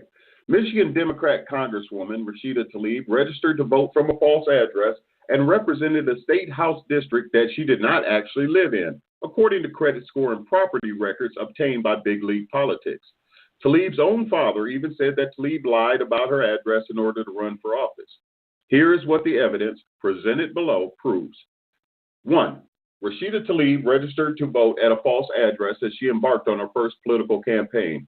Registering to vote using a false address is one of a number of crimes that fall into the voter fraud category. 2. Tlaib ran for and represented the 12th district in the Michigan House of Representatives, even though she was not a resident of that district. 3. Records show that Tlaib was an absentee owner at the Detroit house she claimed to live in. 4. Tlaib moved to her official Detroit apartment address, which she reported to the FEC after the election, at the start of her 2018 campaign. Her new address was recorded for the first time one day before she announced her campaign for Congress. 5. The Detroit news media erased information about these crimes from the internet. A Change.org petition entitled Impeach Rashida Tlaib is now closing in on 300,000 signatures amid national controversy for Tlaib's profane comments about President Trump. The petition states, she lied about living in Detroit using her father's house address. She never lived there. She lived in Dearborn, which is now, as I call it, Dearbornistan. Her father has verified this. You must live in the district you are running in to represent. We demand a full investigation and recount of every vote that she supposedly received. It turns out the petition started by Change.org user, a Change.org user named Mrs. American Citizen, is correct. Tlaib's father made a series of comments to Charlie LaDuff of the Detroit News on March 13, 2010, in an article that has been in an article that has been deleted by the Detroit News but preserved by us. Now Tlaib's father is piping in. He said his daughter misrepresented her residency when she signed an election affidavit in 2008 with the Wayne County clerk claiming she was a citizen of Detroit. According to that affidavit, Tlaib claimed she lived at a redacted address in Detroit. That house is owned in part by her father, Harvey Elabed, and he now says she did not live there and he was only recently made aware that she had claimed so. She lied, said Elabed, 61, an immigrant from Jerusalem and a father of 14 who prides himself on old world values of parental fealty. She lied big time to get elected. I never teach her that way. I teach her the right way. It's my house. She didn't live there. She lived in Dearborn in her house with her husband and boy. Dearborn is not a part of the 12th House District that Tlaib was elected to represent. Asked why he was tattling on his daughter, Harvey Elabed said it was a growing litany of transgressions that his daughter committed upon him, culminating in a dispute about care of his aged mother who suffers from dementia. According to Harvey, his daughter sided against him and in favor of his nephew in a battle of custody, a complete breach of family values, he said. Wow. Now let's take a look at each of Rashida Tlaib's real or stated residents over the years. All addresses are redacted from this report.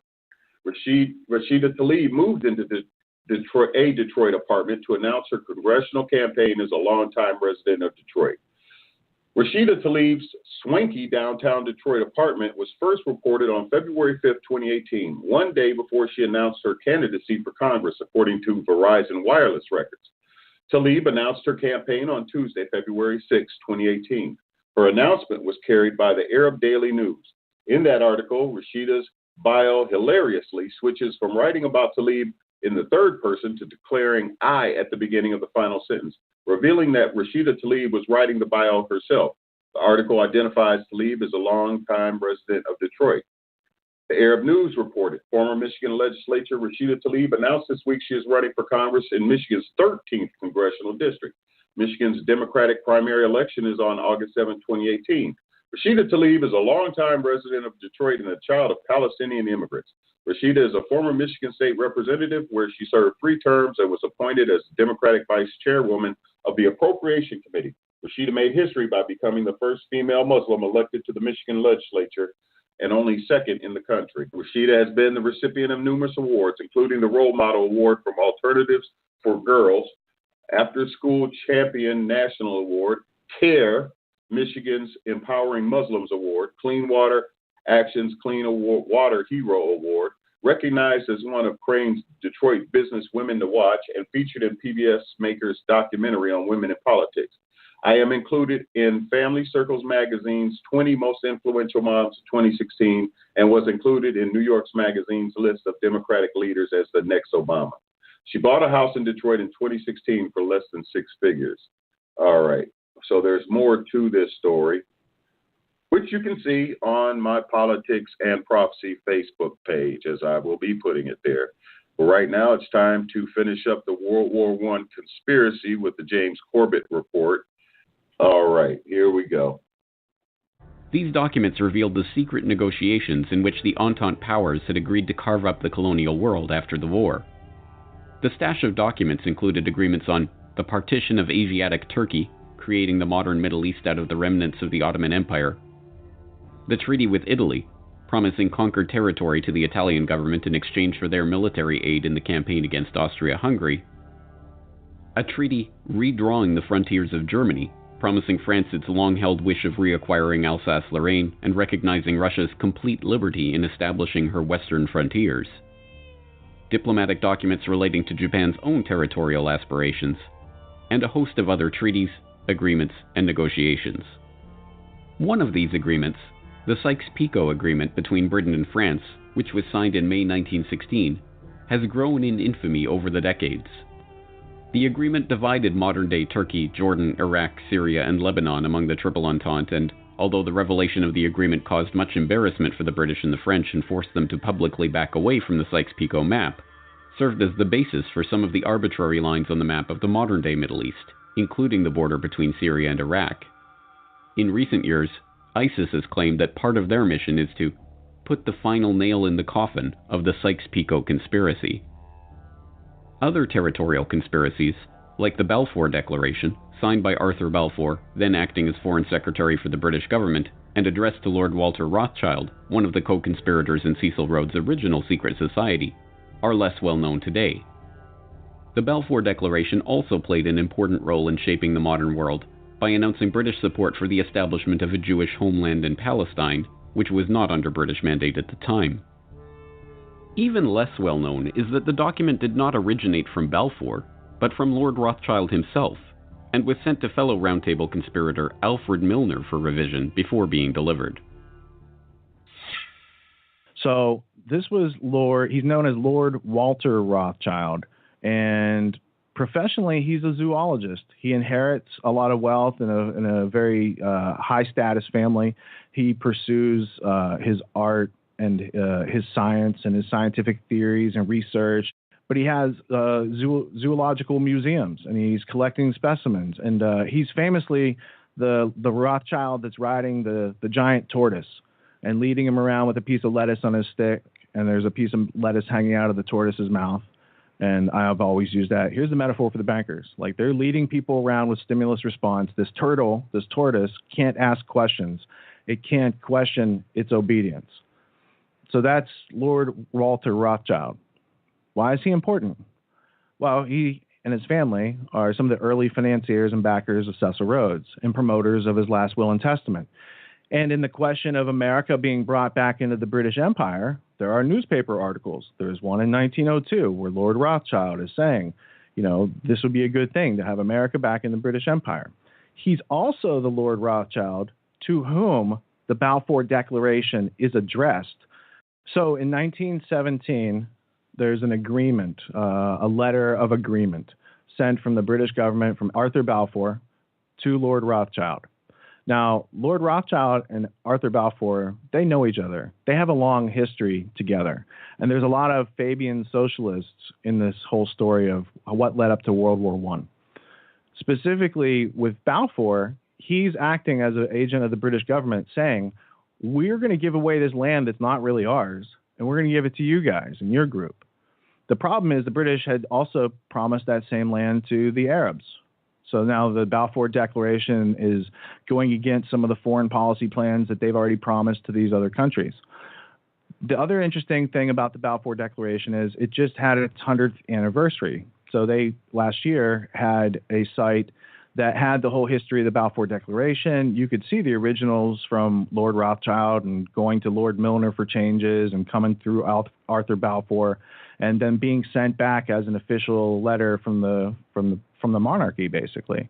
So that's interesting. But there's also interviews where the current Lord Rothschild, Lord Jacob Rothschild, comments on his ancestors' history and how they brought about the Jewish state in 1947-48 because of the Balfour Declaration. So there's a lot of history to unpack there. But most people, again, they're not aware of the document, let alone the very interesting history behind it, let alone what that really means in the bigger story. Over 2 decades after Cecil Rhodes launched the secret society that would engineer this so-called Great War, the likes of Alfred Milner and Walter Rothschild were still at it, conspiring to use the war they had brought about to further their own geopolitical agenda. But by the time of the armistice in November 1918, that group of conspirators had greatly expanded, and the scale of their agenda had grown along with it. This was no small circle of friends who had embroiled the world in the first truly global war, but a loosely knit network of overlapping interests, separated by oceans and united in a shared vision for a new world order. Milner, Rothschild, Gray, Wilson, House, Morgan, Baruch, and literally scores of others had each had their part to play in this story. Some were witting conspirators, others merely seeking to maximize the opportunities that war afforded them to reach their own political and financial ends. But to the extent that those behind the World War I conspiracy shared a vision, it was the same desire that had motivated men throughout history: the chance to reshape the world in their own image. Just tell us all over again why. Why? Just you tell won't it find this in again. the textbooks. Why is to bring about, I suspect, a plan to control world society in which you and I won't find the freedoms to believe and think and do as we believe. And war is an instrument of massive change. We know that. It is an instrument of massive change, in particular for those who are defeated. In a war where everyone is defeated, then it's simply an element of massive change. And that's a very deep, thought-provoking concept, that if everyone loses, or if everyone except us, depending on who the us are, loses, then we are going to be in a position to reconstruct in our image. Altogether in the war, who knows, some 10 or 12 million people died. People experienced things both in combat, and the people back home understanding what was happening, that dazed them, that stunned them. You know, it's almost as if for a few generations the peoples of Europe had been increased, sort of like a flock of sheep by their shepherds, okay? Through industrialization, through the spread of liberal ideas and institutions, through the decrease of infant mortality, the raising of standards of living, the population of Europe was enormously greater than it had ever been before. And now the time came to slaughter some part of the sheep for the purposes of the ones who were in control.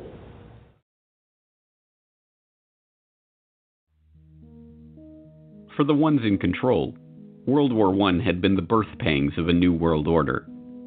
And now, the midwives of this monstrosity slouched towards Paris to take part in its delivery.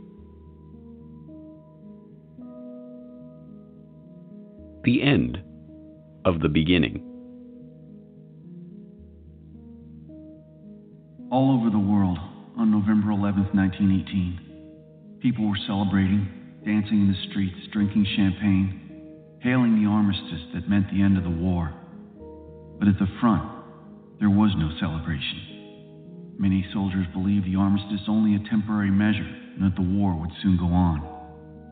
As night came, the quietness, unearthly in its penetration, began to eat into their souls. The men sat around log fires, the first they'd ever had at the front.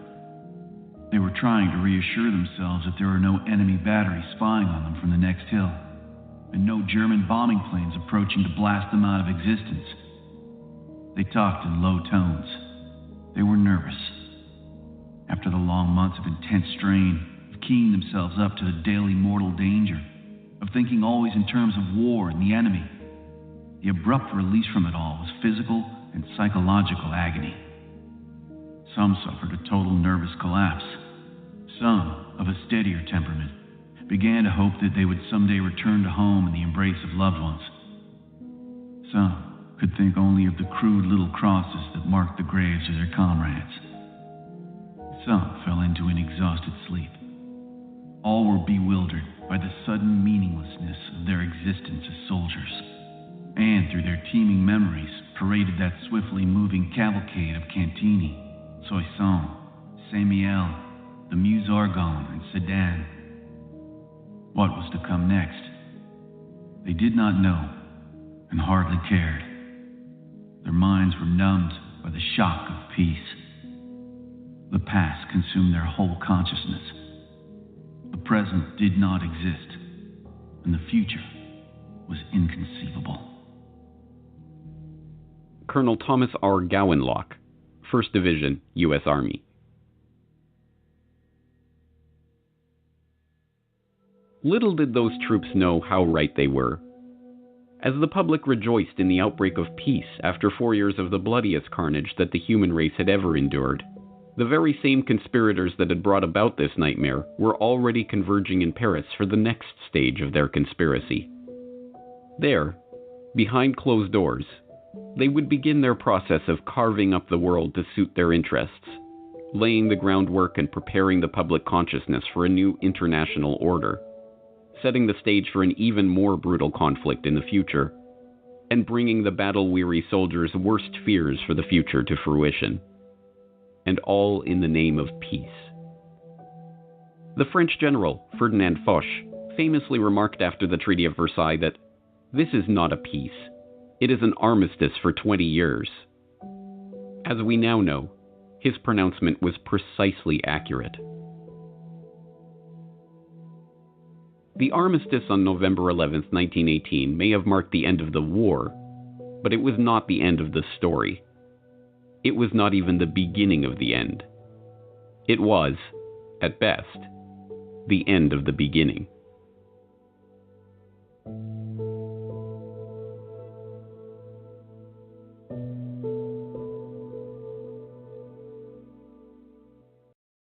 You are listening to Politics and Prophecy with Chris Levels on FreedomizerRadio.com. We will be right back after these messages. Join me, Chris Levels, the host of Politics and Prophecy on FreedomizerRadio.com, the show that seeks to educate instead of indoctrinate, enlighten those that seek knowledge and truth while exposing lawlessness and wickedness within our society. Monday through Thursday, 3 p.m. to 6 p.m. Eastern Standard Time is the time you can join me and my guest on FreedomizerRadio.com. When you go to work and refuse to do your job, you get fired. Hello, I'm Ron Edwards. On today's page from the Edwards Notebook, congressional members are voted into office to represent our interests, which includes safety. Due to ongoing illegal border crossings, 90% of the heroin coming into America at the southern border, human trafficking, etc., our republic is under tremendous strain. Sovereign Americans are regularly murdered, raped, cut up, and run over with automobiles driven by illegal border crossers who literally have no business being in our republic. President Trump has tried until he tried out to get Democrats to work with him on a deal to properly secure our borders. But the problem is congressional Democrats do not want a deal. Thus, so far, not even a compromise can be reached that would include physical barriers in vast areas that remain wide open for disrespectful illegals to simply stroll into their favorite sanctuary city and wreak havoc. Thus, President Trump must hold the line and not cave into those in Congress who should now be fired. I'm Ron Edwards. Join me Fridays at 4 p.m. Eastern, 1 p.m. Pacific on AmericaMatters.us and 12 a.m. Sundays on Talk America Radio Network. Ron Edwards, the new voice of America. Sponsored by the Tri-County Liberty Coalition. Well, we are at the last 26 minutes of the show here for the day and of the week. And I'm just going to jump right into this. Big league politics. Democrat delegate Kathy Tran, who submitted the horrifying legislation that would have allowed babies to be murdered even after birth, also filed legislation to ensure the sanctity of life for all cankerworms. Should I say that again? Fall cankerworms. Tran filed HB 2495, fall cankerworm, spraying prohibited during certain months. A bill that would protect the lives of caterpillars and other insects during certain months. On the same day she filed HB 2491, abortion eliminate certain requirements. The defeated legislation that would have made it legal for a new mother to give birth then determined that she does not want the child and have killed it. Her HB 2495 would protect the lives of gypsy moths, cankerworms, and other insects that may carry diseases harmful to humans by preventing pest control spraying for them between the months of March and August. Tran received nationwide backlash for her murder of the unborn legislation this week, and it was only escalated when Virginia Governor Ralph Northam endorsed the legislation and described the bill further. Northam, who received nearly $2 million from Planned Parenthood, suggested a mother could give birth and determine she does not want to keep her child. All right, let me repeat that. $2 million from Planned Parenthood.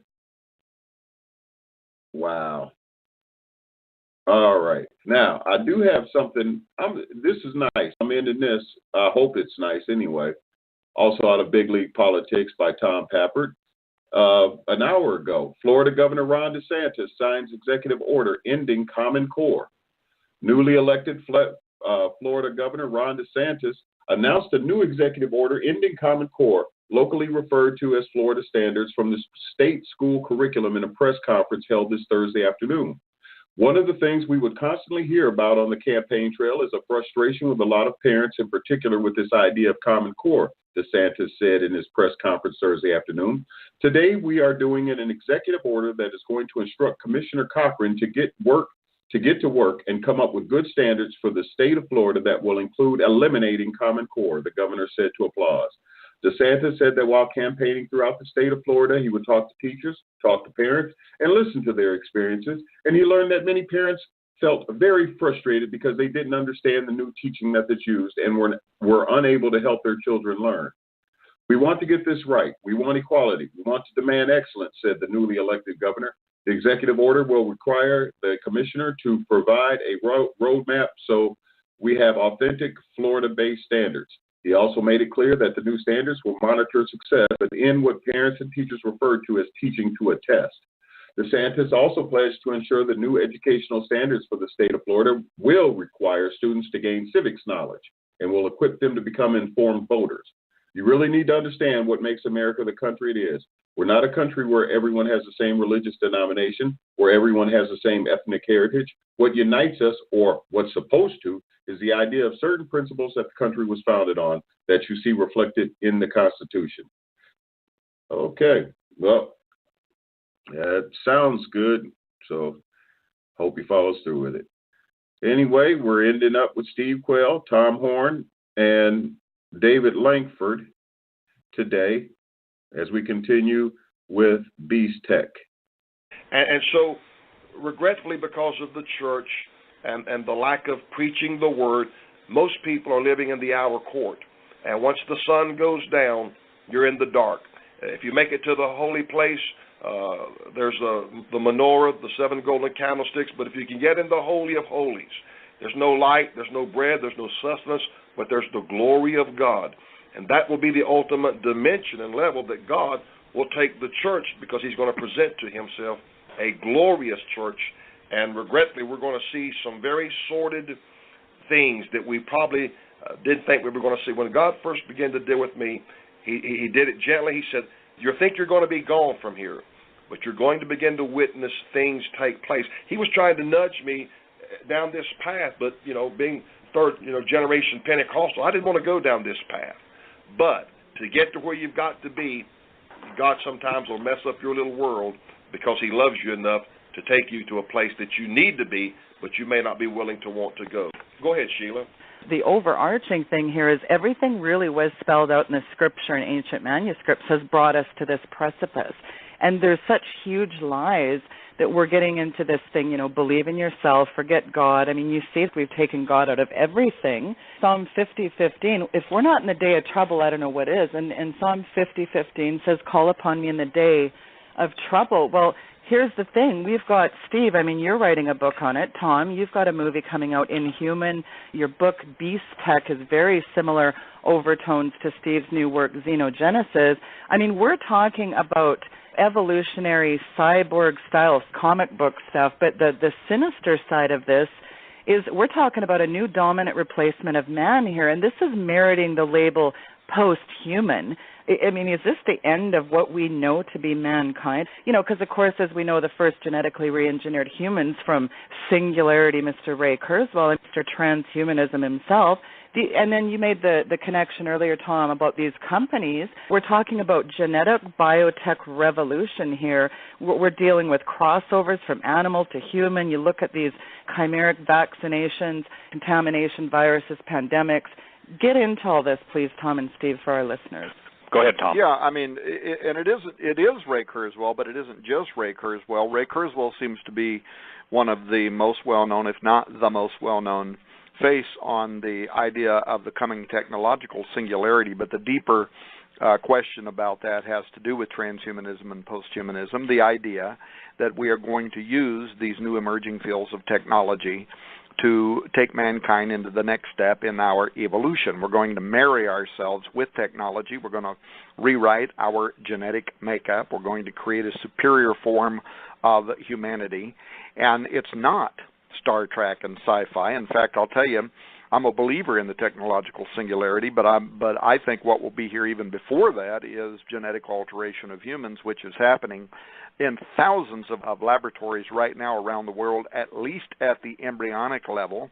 And Steve and I have said for years that we know that it is beyond the embryonic level, and we were supported in that conclusion about a year ago by the Academy of Medical Sciences out of Britain. Now, think of the Academy of Medical Sciences as in Britain as equivalent to the FDA, the Food and Drug Administration, in the United States.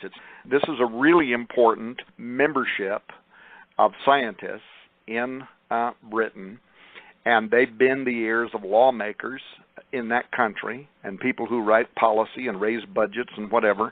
And they came out with I forget what it even is, I think it's about a 200-page report maybe, called Animals Containing Human Material. But in that ACMH report, they talk about the creation of human-animal chimeras that are not destroyed at the embryonic level, but in fact are raised to full maturity, and the question that there are laboratories around the world right now, according to them, maybe thousands, that are essentially islands of Dr. Moreau where experiments are going on. And Steve, I never forget when I was writing the novel Ahriman Gate. Now we're going back, something like 14, 15 years ago when I was writing that novel, and I forget what we were even doing, but David Flynn and I were having a conversation, and David introduced me to a guy who worked for Monsanto at the time. In fact, he was a patent holder on one of the Terminator seeds that they had produced at that time, and that guy, he got a hold of me and spoke to me confidentially, but he told me at the time, he said, I understand everything that you're saying, but he said, you're really missing the bigger picture here. He said offshore and in places like old Mexico where they don't have the same level of, being scrutinized like we do here. He said over there, they've got large contracts with the United States through our black budgets. And over there, they're already creating, he said, what you would call Nephilim, fully grown monstrosities inside cages. I just found that to be extraordinary.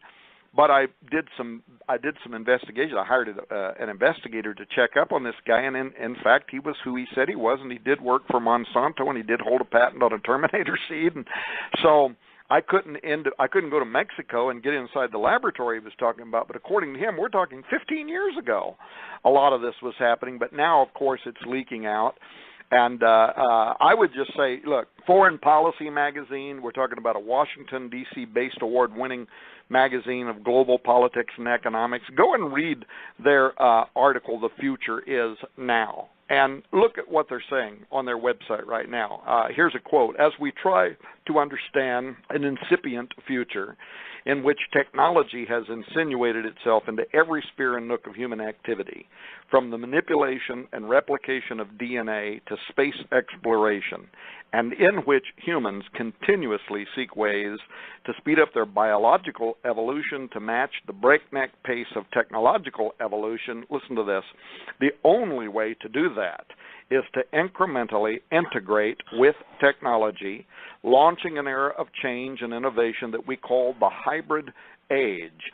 If the first wave was agrarian and tribal, the second industrial and national, and the third informational and transnational, then the hybrid age is here, the fourth wave. And in this new era, human evolution will become human technology co-evolution. We're becoming part of the machine, and it is becoming part of us, end quote. So, Foreign Policy magazine, here's another quote. MIT, the Massachusetts Institute for Technology, get ready for a new human species. Here's a quote from their article, The Ability to Engineer Life is going to spark a revolution that will dwarf the industrial and digital revolution. Enriquez, who spoke at the Technology Review's MTech conference on Tuesday, says our newfound ability to write the code of life will profoundly change the world as we know it because we can engineer our environment and ourselves. Humanity is moving toward is moving beyond the constraints of Darwinian evolution, and the result is going to be an entirely new species. Now, we do good radio. You don't just read quotes, so I'll stop with that. But I have thousands of pages of this kind of stuff from very reputable, top-shelf, leading academia that are saying that we've already entered into the fledgling states of the hybrid age. So whether Christians get it or don't, whether churches will talk about it or not, it's not just at our doorstep, it is on top of us. I would suggest people go right now to the Brookings Institute. The Brookings Institute is the #1 policy think tank in the world. The #1 policy think tank in the United States. Talk about bending the ear of lawmakers. Go and read their brand new series that they're writing right now called The Future of the Constitution series. And read articles number 9 and number 10 where they talk about genetically modified humans within the decade. So when Ray Kurzweil says the first genetically engineered humans will be here this year, he's not exaggerating. They already are here, at least in laboratory settings, but these people are talking about walking the streets with the rest of us. And go and read their article. In fact, what's incredible, it goes along with the Duck Dynasty guy, but it's like on steroids, because the conversation they're having at the Brookings Institute, they're saying that we're going to have to change, we're going to have to amend, they say. That's why it's called the Future of the Constitution series. We're going to have to amend the Constitution and the Bill of Rights. Why? Because within a decade, we will have humans walking the earth that are not humans as were imagined when the Constitution was written, and we're going to have to assure that these human non-humans, humans whose genetic makeup and otherwise is so different than ours as not to be assumed to even be considered to be human, we're going to have to make sure that if we create them, we owe it to them to extend to them the same Constitution and Bill of Rights privileges that our forefathers thought were extended to us from our Creator, which is God. Well, folks, this is here. Now, if a person just wants to close their eyes to it and say la, la, la, la, la, and pretend it's not here, fine. Just go live in your little world and be happy as long as you're going to get to be. But I'm telling you, it's here. And a lot of the ramifications of it are going to include biometrically tracked and enhanced humans. One more thing, and then I'll quit talking so somebody else can talk. I want to recommend something. My wife, Nita, told me the other day that she was up late the other night, couldn't sleep, and she caught a program. Oh, it's hosted by James Woods. The program is called Futurescape. Have you heard of this program, Futurescape?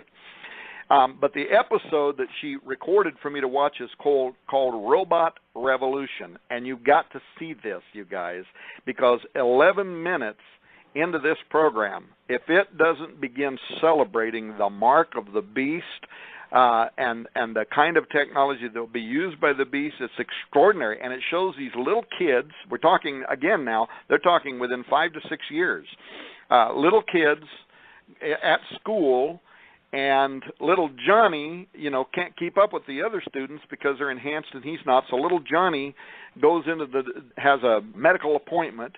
They shave the back of his head, and they stick this thing onto the back of his head, and it injects an implant chip into the back of his skull near the brainstem area. And then, as you look at his eyes suddenly change, Steve, and this digital screen rolls over his eyes, but it's very menacing. It's very weird. I wouldn't think that had intended it to come across that way, but it made the hair stand up on my neck. And then little Johnny walks out of the operation. He gets a thumbs-up gesture from James Woods, and James Woods starts talking, and he says, well, no lollipop for that kid, just the ability to learn better and faster, and all it takes is a small incision in his skull and a tiny device shoved into his brain. And then Woods goes on to say, what parent would ever want to do that? Everybody will, because everybody else is going to be doing it. And if you don't do it, your kid is not going to be able to keep up in school. You yourself are not going to be able to get a job in the future. You might get a grunt job using a shovel on the side of the road, but you're not going to compete, because what CEO is going to hire you in some high-paying position in their company when you're not enhanced? Your brain is not machine interfaced with artificial intelligence systems. You can't just automatically download maps and information directly into your brain. You're just a dull, old, dumb human of the old kind. You're just basically an ape. And so if we need the driveway to be swept, then we'll have a job for you, but otherwise you will not be able to compete in the market. I want people, go watch this show, because I can't in this little brief period of time tell you everything that was in that program, but you owe it to yourself. It's called Futurescape. It's hosted by James Wood, called Robot Revolution, but really what it's talking about is human integration with robot technology and also the genetic alteration of humans. But man alive, when they started implanting things in people and how all the supercomputers are reading all this stuff, I tell you, well, I don't know if we can help them. All we can do is make people aware of what's happening in the world around them right now and tell them that, like Pastor Langford said, if there was ever a time when you need to be near Christ, if there was ever a time when you need to know sincerely how to pray and to fast and to be devoted to the mission of the kingdom of God, the true mission of the kingdom of God, it is today.